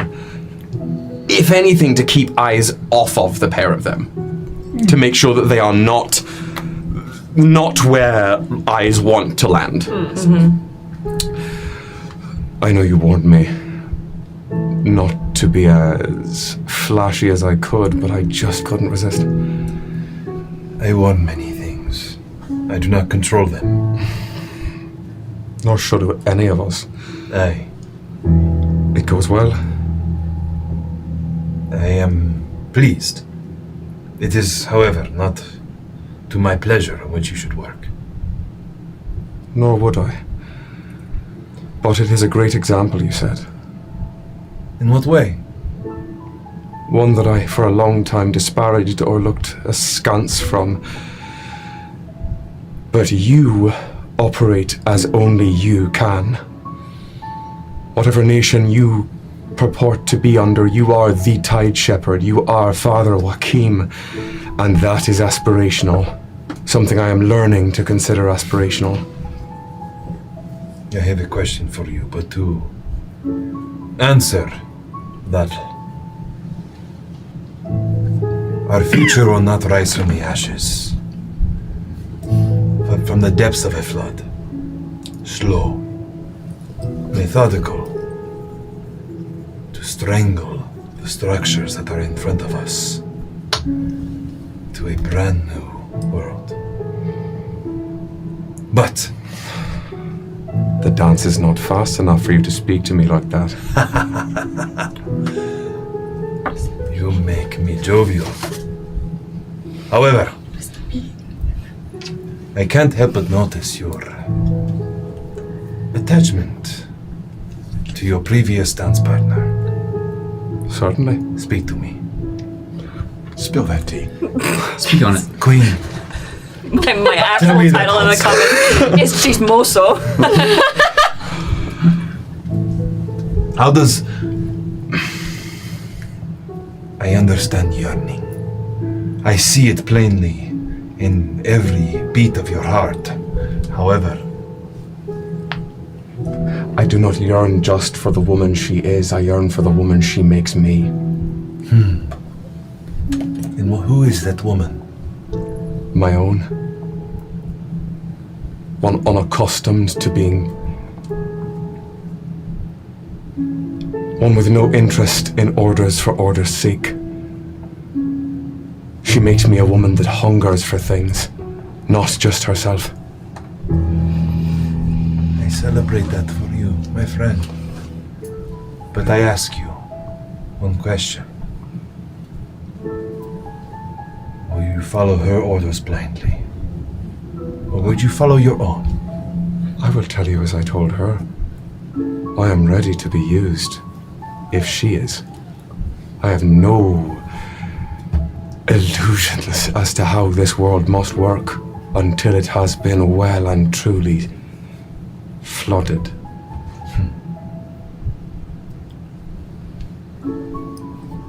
But I am learning better how to make the rules of a game I do not like serve ends I do. Her orders, my orders to her, it does not matter so long as we are willing to do what others tell us we should not. It is in the spirit of a glorious disjunction and bucking that which was simply because it was. That is what I want to follow. This is good to hear. I am pleased. May I tell you something I have not told somebody in many years? My ears are yours and yours alone. Let me preface. I tell you, in hopes to find a friend, a companion,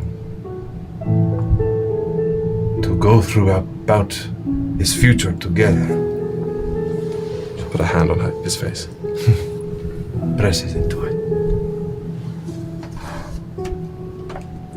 I want to trust you. And to trust is a leap of faith. I grew up in a small village. I married a beautiful individual there. And I had a small daughter. I lost all that many years ago. And those years ago, Joachim Alcordo died. To be kept secret. And now you see me as I am. Joachim, the died shepherd. In this world, promises are held at such high regard. But I want to live in a world where truth is eons higher. She will. Like the tempo, the internal wheel tempo that she was trying to set drastically slows.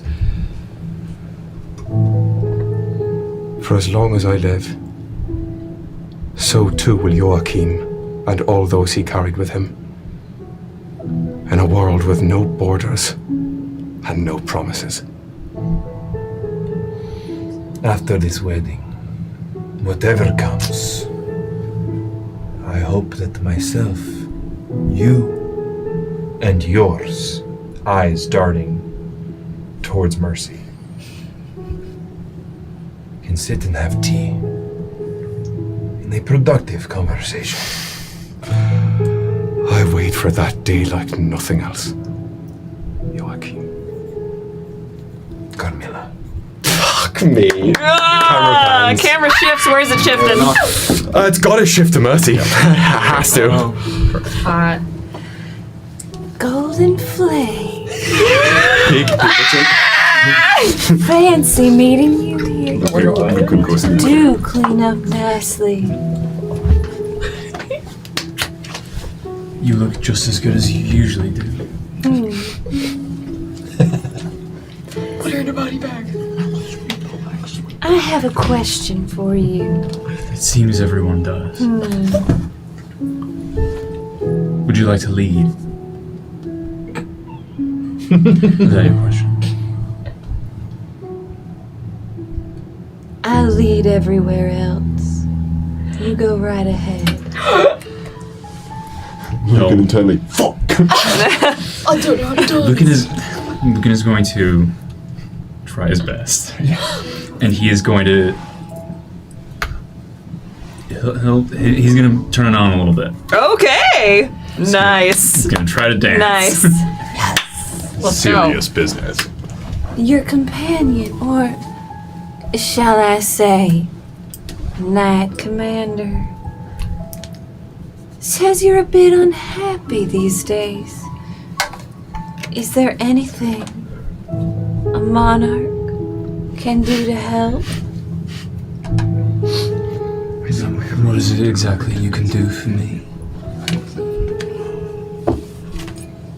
You seem to be doing so much for the Knight Commander. If you ever needed a safe place to come and think, consider all your options. I know a sweet little cabin that may be nice and safe for you, away from eyes of the votive persuasion. And why would I want that? Why would you? Yeah. Camera shifts. Miles, you got me. You're just like, what the Wow, Mercy's just putting all of her hands in these cookie jar. Oh yeah. Yeah, that's her. I don't remember. Does Mercy know that we saw the cabin? Wow. Camera shifts. Jin and Amara. You saw the beach. Oh, sick. So I sort of find themselves. Oh, good. Amara dances with Jin as closely and casually as she did at the opening party with Elro. It's a comfort. Elro notices this. Yeah, for sure. a friend Damn. comfort. There's definitely there's a reprieve. There's it's Chilling in a hot tub. It genuinely feels like, oh yeah, thank God. This is someone I've thought about a lot over the past 200 years, and like, oh Jesus, like I and then immediately completely botching it returns to something. Oh my God. So it's Rent-free. Rent-free for Rent-free. two? Oh my God, everyone's loving me. It's funnily enough you and the person you were dancing with were the two people most present in their mind. Speaking of, you make a handsome couple. Thank you. Rafa's doing a lot of work on that part. I might have rushed things a bit to be girlfriends, but she wasn't. Like, I didn't. No, I'm just. When I left in a time where I was quite worried about that. Well, thank you. I hope you weren't too worried while you were gone. It's a force of habit. Thinking back, I suppose. I'm sorry I snapped at you earlier. There's no. I was just worried about Milvira, and I ran out earlier, but I know you didn't mean to overwhelm. Still, an apology is afforded to you. It was thoughtless. Thank you. I have a stupid question. I have a stupid answer, most likely. Did you do something in the past or with magic that like makes this? What do you mean? I don't normally make friends so quickly. So I didn't know if you were like, that's mine. No. No, in truth, I was most grateful that you were my final opponent in the duel. I don't think I could have asked the same of anybody else. I think I would have had to try and win, and likely fail or cheat in some other regard. And had we fought in earnest, the same would be true for you. I'm glad that I accepted your proposal. As am I. I know I make a lot of jokes, but I don't just consider you a bride, like Milvira said. Sort of holds her closely like a genuine thanks. Though I am promise-bound, I hope you know in earnest. If I were not, I would still take you and whoever you wish, Rafa, Melvira, as far as they would like. How long can the list be? I had quite a sizable crew in my day, and though I imagine myself no captain, I would happily draw a path for any crew you wish to bring. You say captain and you hear a very familiar laugh just in your mind. Is 200 years not enough time to learn how to be a captain? Ability is perhaps not the restraint. I have a captain. I liked them very much. I forget often that you met them. It was a brief impression compared to, I'm sure, how you felt about your captain. You don't need to see a shooting star long to remember it, do you? I imagine you feel the same way as I look to where Rafa is dancing. Camera pan, baby. Nice. What's on? What's on, dude? What's on? As they're swapping Rafa. No, I'm gonna be like that, don't worry. Didn't know I was lucky enough to dance with both sisters this evening. You really are that smooth. I really thought you were about to say, you really are that bitch. Rafa is so smooth. So It's funny. crazy. Miles has game. Yeah, it's crazy. It's not me. It's Rafa channeling. Miles got puppet work. And then I think there's probably a moment where Rafa's like, do you, like, eye to eye, do you want to lead? I just got poisoned, so please lead. Grabs him at that. So that's what Amaro is alluding to. Yeah, just some fun sister bonding time. Are you alright? Melvira's not dancing super well. You can tell there's something's bolstering her, but she's definitely a little stiff. Oh, you would totally be able to see it. Oh yeah, you would be able to see. Oh, I can see resonance. Yeah. That kind of looks at resonance. Resonance is gonna give you the shade weird amorphous version of a I'm trying. I'm doing what I can. I'm giving her all she's got, Captain. She's dying, Captain. Is this Jinn person trustworthy? I think so. Granted, I've not known him for very long. I like to think that I'm a good judge of people's characters, and he passes the test. Why? He told me some things and might be able to help Tolkamara. What things did he tell you? That he lived for 200 years and he knows how to sail a ship.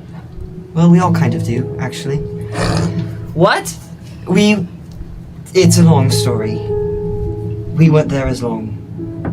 Tolkamara didn't add that in her story. She didn't tell me she learned how to sail a ship. She just said she got attacked by some weird hand thing. That also happened. I think after this we're all going to need to have a very long, frank discussion. But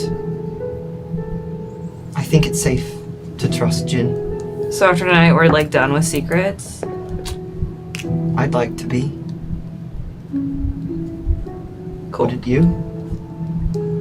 After tonight? Yeah. Camera shifts. Did everyone go, or am I missing someone? Yeah, that was a round of talk. All right. Do I still have time? With Mercy? Mm-hmm. Absolutely. Hannah's face lit up. Absolutely. Camera shifts back to Lucan and Mercy. For the turn. Well, I think that's actually perfect because Rafa, at that, the whatever Malvira just said, Rafa again looks at Mercy. So love it. That energetic. This is golden. This is fucking golden. I have a bit of a proposal for you. Oh, do you now?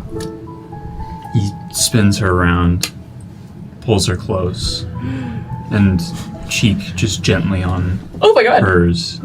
Mercy leans into it.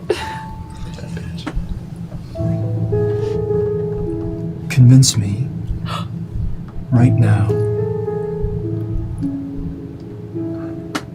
that ending you wouldn't be a net positive.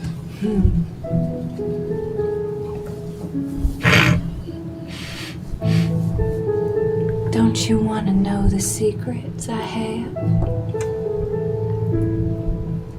No. And he is not like rough or anything, but like is like holding her tightly and is very much like, I'm not kidding. Convince me, honestly, right now. You direct your ire toward me when it should be directed at the font of all your suffering. She looks over her shoulder at Andronica, who is still just locked in on Carmilla. I have more than enough ire to go around. But you are very much affecting someone who I consider a good friend. And who is that? There's only so much longer in the dance. My queen. Choose your words wisely. Speak to your empress. I think you'll find you two have much more in common than she's letting on.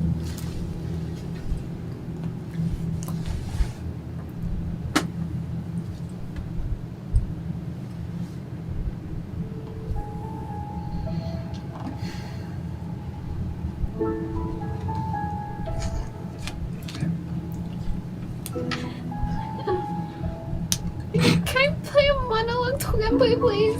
Yeah. This is a monologue token. Would we? I would like to play it on the Lucan for the Speak to Your Empress. A lovely deflect.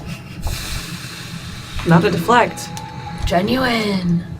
Fuck. You asked for, tell me why I shouldn't end you. Yeah. That's what Mercy answered. Wow. Let's go.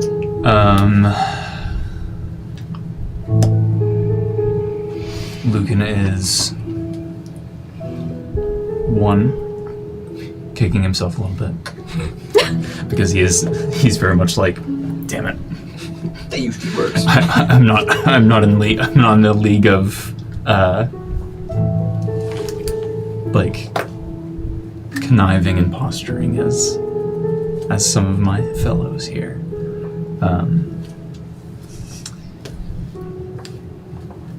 Is really mostly thrown. Was not expecting that to be the answer.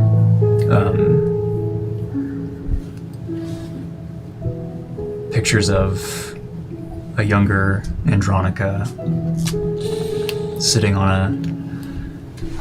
a fountain, walking into a mirror, and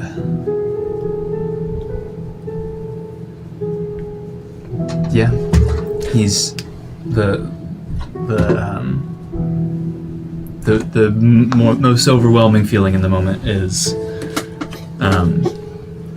being like, drat, she called my bluff. Yeah. Damn it. He walked in like, I'm the big dog here, and Mercy said no. Don't make me end you. Oh. Double give it to those. Yeah. All right. Beautiful. Because it is so late, I'm going to shift the couples back to the original. Great. Who is aching for one last button on their scene? I'm gonna give each of you an opportunity for that. So Lucan and the Tide Shepherd, unless you wanted a different coupling. I know Carmilla and Mercy wanted to be coupled up at the end. Anybody else aching to dance or chat with somebody? I can wait. Woody as Yeah. Yeah. Well, no, we can. Every person can have a button on their scene. Yeah, Every person can. We're not rushing. If you need to have a conversation, you have a conversation. I'm more Polish. What about you?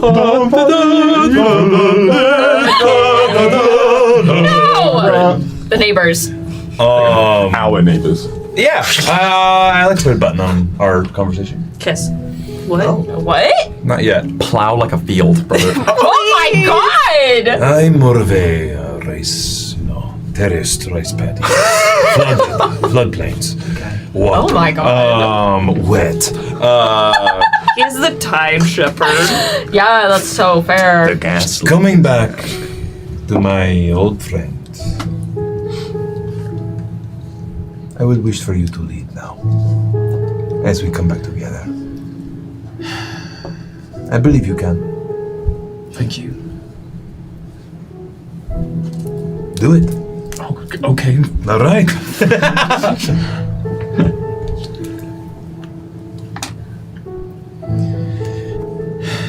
This is a annoying question, but it's one I think about for myself a lot. In 5 years' time, what do you see yourself doing? What do I see myself doing, or what do I actually want to be doing? I want to know what you want to be doing. What do you see for yourself in a perfect world?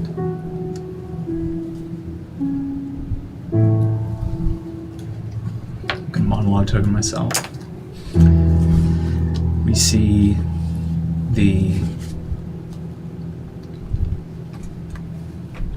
a similar scene play out to one of the dreams that he had. Only the setting is different. He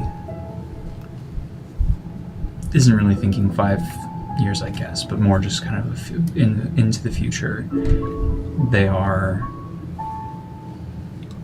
in the rolling hills of the Imperium. There is a small human, seemingly, with green hair and gold eyes,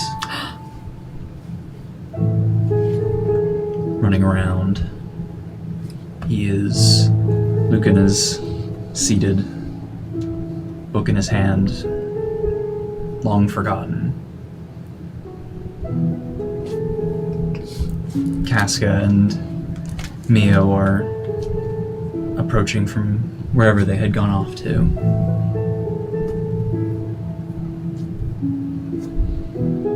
And the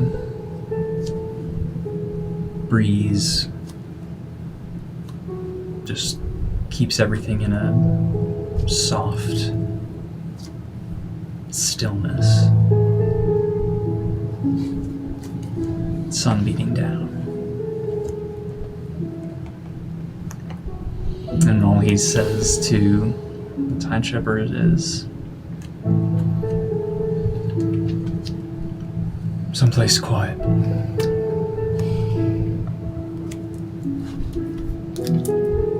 I had a quiet place once. And I would go onto a limb to say that it is something similar to what you vision for yourself.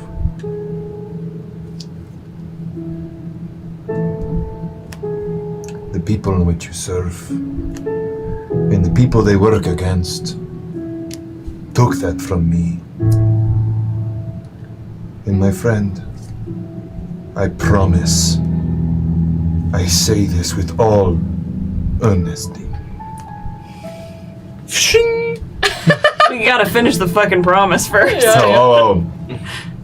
I do not want them to take that from you as well. Shing! Shing! How does he keep promising this? So, I will never tell you what you should do. But I am always here for you, no matter what. I will be your friend, and I wish to be there more.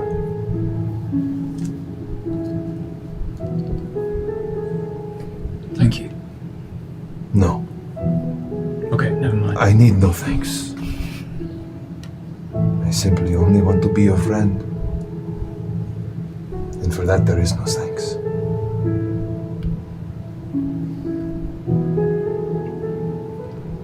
Okay. Thank you for this dance and for your time. It is a gift whenever I can have it. It was my pleasure. Mine as well. And as the into liquid sand and enter into the gown that he is wearing, and it turns into this beautiful blue sea foam cresting wave corset that billows out into this beautiful open skirt with trousers peeking out from between this like V cut from the flare, and the mask, gnarled wood, is a paper birch with the curls on either side and the different gnarls. I guess it is my time to turn into a pumpkin. You've heard that story? Cinderella? No, a condition. You or loved one suffer from Cinderella. It's that parasite going And on. then he says, I need another drink. Would you care to come right for you? I would. I believe I owe someone a dance as well. I cannot wait to see. Thank you. Dance, my friend. I am here for you. Camera shift. I love your dress. We'd love a drag race reveal. That was crazy. Dulcamara. What's and you raise your hand. Go for it. Just because I think it would be cool to end with them and them. Okay. I just, returning to Malvira. Again, didn't mean that last time. The way I said it. I just, all that to say, I think you are capable of seeing magic this way. Okay. However you think of your ability, from the sentimentality I remember from Elmo. No! Somebody draw Elro like Elmo. Malvira's answer to you is to capture the glass! He fucking cheated! It's not Elmo with fire, it's Elmo with Elmo. Is Jin Rocky? I don't run anymore. Welcome to Arcadia Street. So, all that to say, however you view your magic, it is clear that it has not always been treated by others the way it necessarily should. Grasping at straws though I am, it seems you care deeply about it. I mean, it was everything. And it's defined me my whole life. And then someone showed me that it didn't have to. And so I'm kind of on that exploration journey. And it feels like it can be a part of who I am and not who I am. And so I want it to be like, if I'm gonna be who I am, I better be like the best fucking version of it. So like, if you have something to teach me, I want to learn it. And you're in far better shape than I was when I first asked those questions. I know.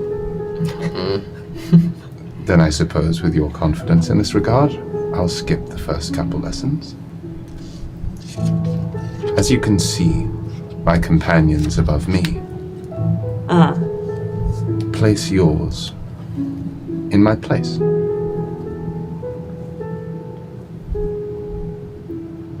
You'll die.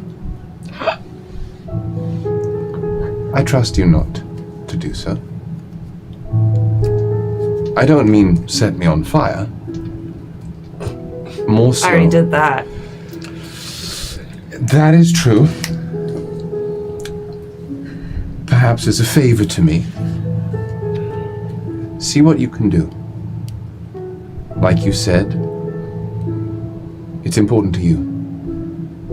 It is yours and you are its. It's the only other companion that's been through exactly what you've been through.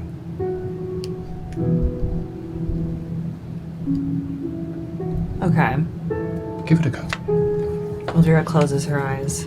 And Jin will bolster the attempt with resonance, just as a way to uplift. Her brow furrows, and she's really concentrating. Basically stops dancing, except for to just go through the steps and the motions.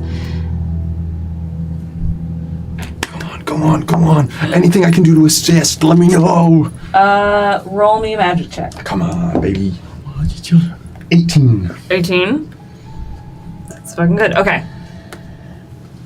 I want to do something right. As you're moving about, and your two etheric gifts are there. Like, I don't know how to describe it. It's like you see like flashes of something around you, and it is this, not as large as yours, about the size of Melvira, but circling around you, there's these flashes of this like purpley red being that seems to be phasing in and out of existence, stuttering. And it's awkward and a little fledgling, if you will. And then it stops and Melvira goes, I don't know. I think I did it. Or I tried. Took me years to do just that. In my defense, I was poisoned. I fear to see what you're capable of at your full potential. Though I'm sure you don't need me to tell you that. No, but it's nice to hear. Thank you for depoisoning me. Anytime. It's an unpleasant poison. Yeah, it fucking is. And sort of looks towards wherever Rafa and Amara are. Camera shifts. Rafa and Amara. So, your sister knows about the ship? At least the one that Jin was on? This one? No. Amara's like looks up for a second and like is genuinely thinking, yeah. I caught her up so that she could be helpful. I think that's wise. Yeah. I think she would be an asset to what we need to do. You're mad. No. I would have asked you about it first and everyone else, but there wasn't time. She's your sister. You don't need our permission. But thank you for telling me. It seems she too wants us all to be truthful, to not Keep going. Fantasy Plus is having a stroke, but keep going. to not couch any secrets. No, Vera told you she wants to be truthful. She did say after tonight, which I'm not really sure why she qualified it with that. But do you? Mm-hmm. Do you know what she was referring to? She didn't tell me the truth, and she didn't tell me the truth, and we fought, or more. Actually, she didn't fight me. I just poisoned her, but it was to protect. I poisoned her to protect her, and I'm realizing as I'm saying it how that sounds, and I just need you to trust me. I wasn't trying to hurt her. She like grabs Amara's chin. I trust you. You don't need to doubt that. I know you would never try to hurt your sister. Sometimes it just happens. I don't know how to make it right or up to her, but I just want to keep her close. I think she's probably already begun forgiving you. Even if it doesn't seem like it. She said, thank you. I feel better now.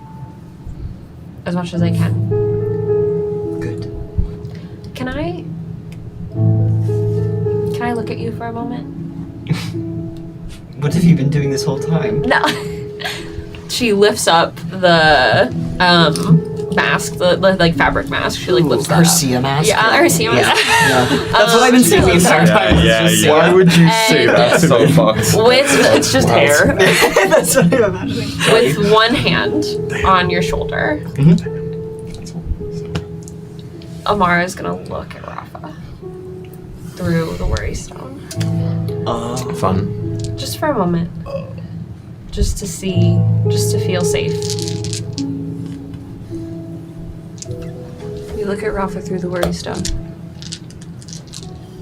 And just like when you looked at like the ghosties and just like the room in general, the room around Rafa is bathed in that drenching of magic that you've seen. And around Rafa is this lovely purple and blue aura of ether magic that just radiates off of her in this gentle, flowing nature. And she has a third eyeball. Damn it! Hannah! Where is it? Not where you'd expect. Damn it! I think hand on the shoulder, looks through the stone, and lets it go. Not like how she did startled earlier. It's just a like, I don't need this. And unless Rafa pulls away, no, just grabs your hand with both faces and kisses her.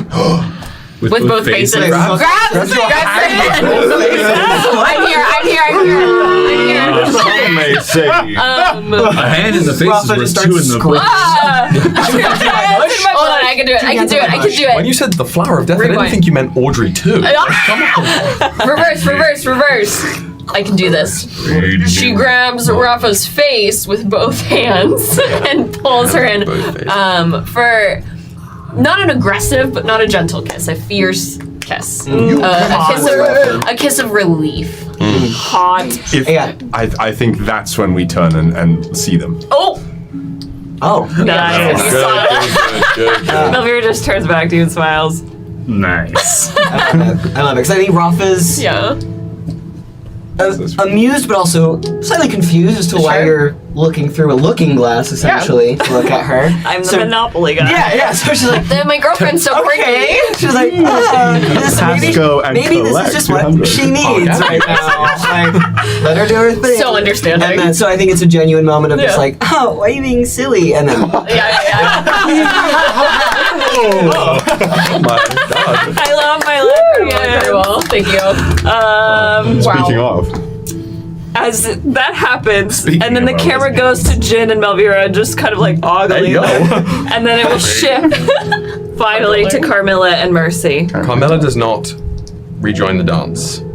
Carmilla, in the midst of the group, in this final partner shift, she will back up, sort of back through the hall a little bit the way they came, but still on the dance floor, and stand there, offer out her left hand, stock still, very publicly, and loud enough so not shouting, but just speaking it enough that everybody in the dance hall can hear. Will you start the real dance with me, Mercy Viol?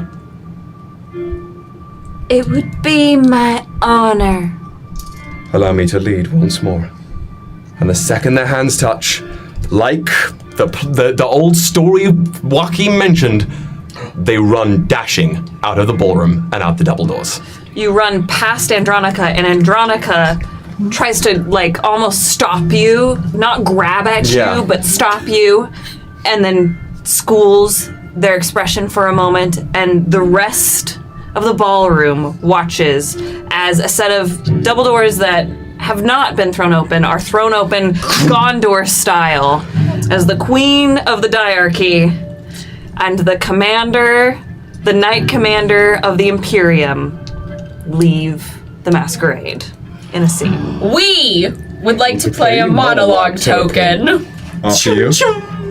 I would like to play it on Andronica. I would like to play it on Temperance. Let's go! I love this. Oh, okay. Just Hannah, back to back. Before we close out, just to hear some of those thoughts that we see. For Temperance. Temperance was watching this dance. After getting on edge, being on edge a little bit with that dance between Mercy and Mendax and Andronica and Jin. Anytime Mercy has been on the dance floor now, Temperance is keenly focused on it. And this dance was going on a little too long for their liking. And then as those words are said,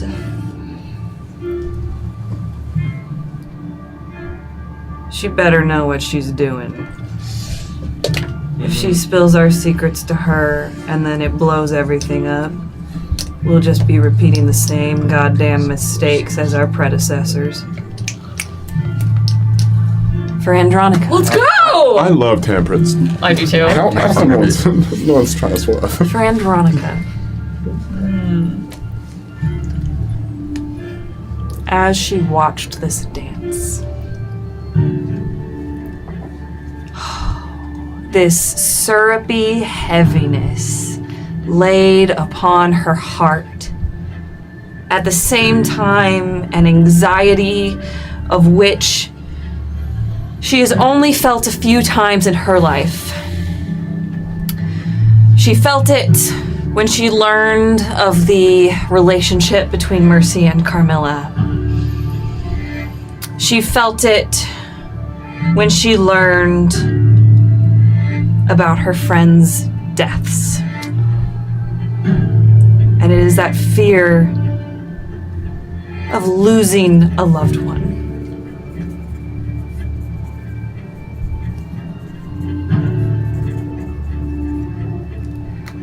If I do not stop her, I'll lose her just like I lost Essen. And that is where we will come back next. Oh my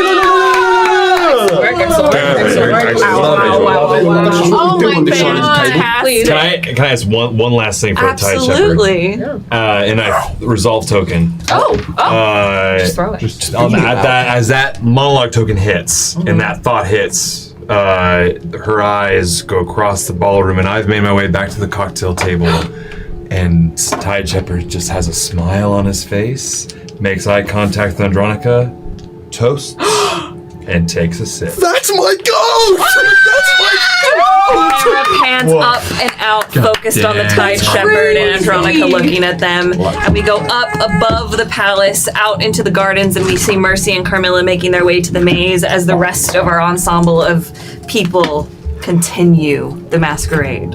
And we will return here next week. Back to the children, back to all of this. How does everyone feel? Oh man. Yeah. This is thank you for playing all these little games inside the game with me. Oh, thanks y'all for doing the prank. Also, I learned, I loved the popcorn idea. I loved the dance partner switching. So fun. I learned that four-hander is not an appropriate thing. It can be. You always teach me things. No, and if we'd had more time, I would have gone through every combination. Yeah, if we had all the time, I would love to be like me and Cass could be like, "What's up?" Sup, dude? But how do you feel? I truly, I wish I can be here next year. Next week. You're gonna be here next year. Next year. We're gonna be. Hope that's the plan. Yeah. It's it was so nice to have you back at the table. It has been over a year since we've had you here. Yeah. Was it the end of Dark Age the last time you were playing at the Bards table? Yeah. Holy goodness. Yeah, that little session. Yeah, that little session. A very tiny session. Which was actually 2 sessions, no? 2 sessions. Yeah. But Yes. I think by most standards that was like 4. But But like we did it. Yeah. Yeah. Well, Wow. we are going to Woods. I love you. I'm so glad you joined us. Thank you. Thank you very much. Thank you. No, thank you so much for shoehorning me in. No, in a way. you've not been hurt at all. Yeah. Just so everyone knows, like, while Woody's been at grad school, he created the Tide Shepherd, and I'll like message him and be like, "So this is what the Tide Shepherd's doing. What do you think? Like, what are your motivations for it?" So it's kind of like you've been playing a little bit. Yeah. But it's just Joachim such a is pleasure. me, Mm-hmm. in a way. Sure. Well, Joachim is me. Joachim is you. There we go. I love that. Yo, sorry, Joaquin. We will be back here on Monday to do Bards Rewind. Then we will be back here on Wednesday for episode 49 of Gilded Thrones. And then next Saturday, August 22nd. Yes, 22nd. My lucky number. Chapter 1, Chapter 1, baby! of Voltaire's Aces, our Return of the Daggerheart First Hand. campaign, officially supported by Darrington Press. Come join us there. If you've not watched Dark Age, this is the perfect time to get into it because you don't need to know a goddamn thing to join in. I don't know a thing. Yeah, I don't know anything. I It's don't been know. so long. Literally anything. But, and in the meantime, please come join us on Discord, join us on the Patreon, come hang with us. We love sharing this world with your sparkly souls. So please come hang out with us. I love you all so much. Love you all. We're gonna go raid someone, so spread that bony love, and we will see you soon. Father, why do the villagers hate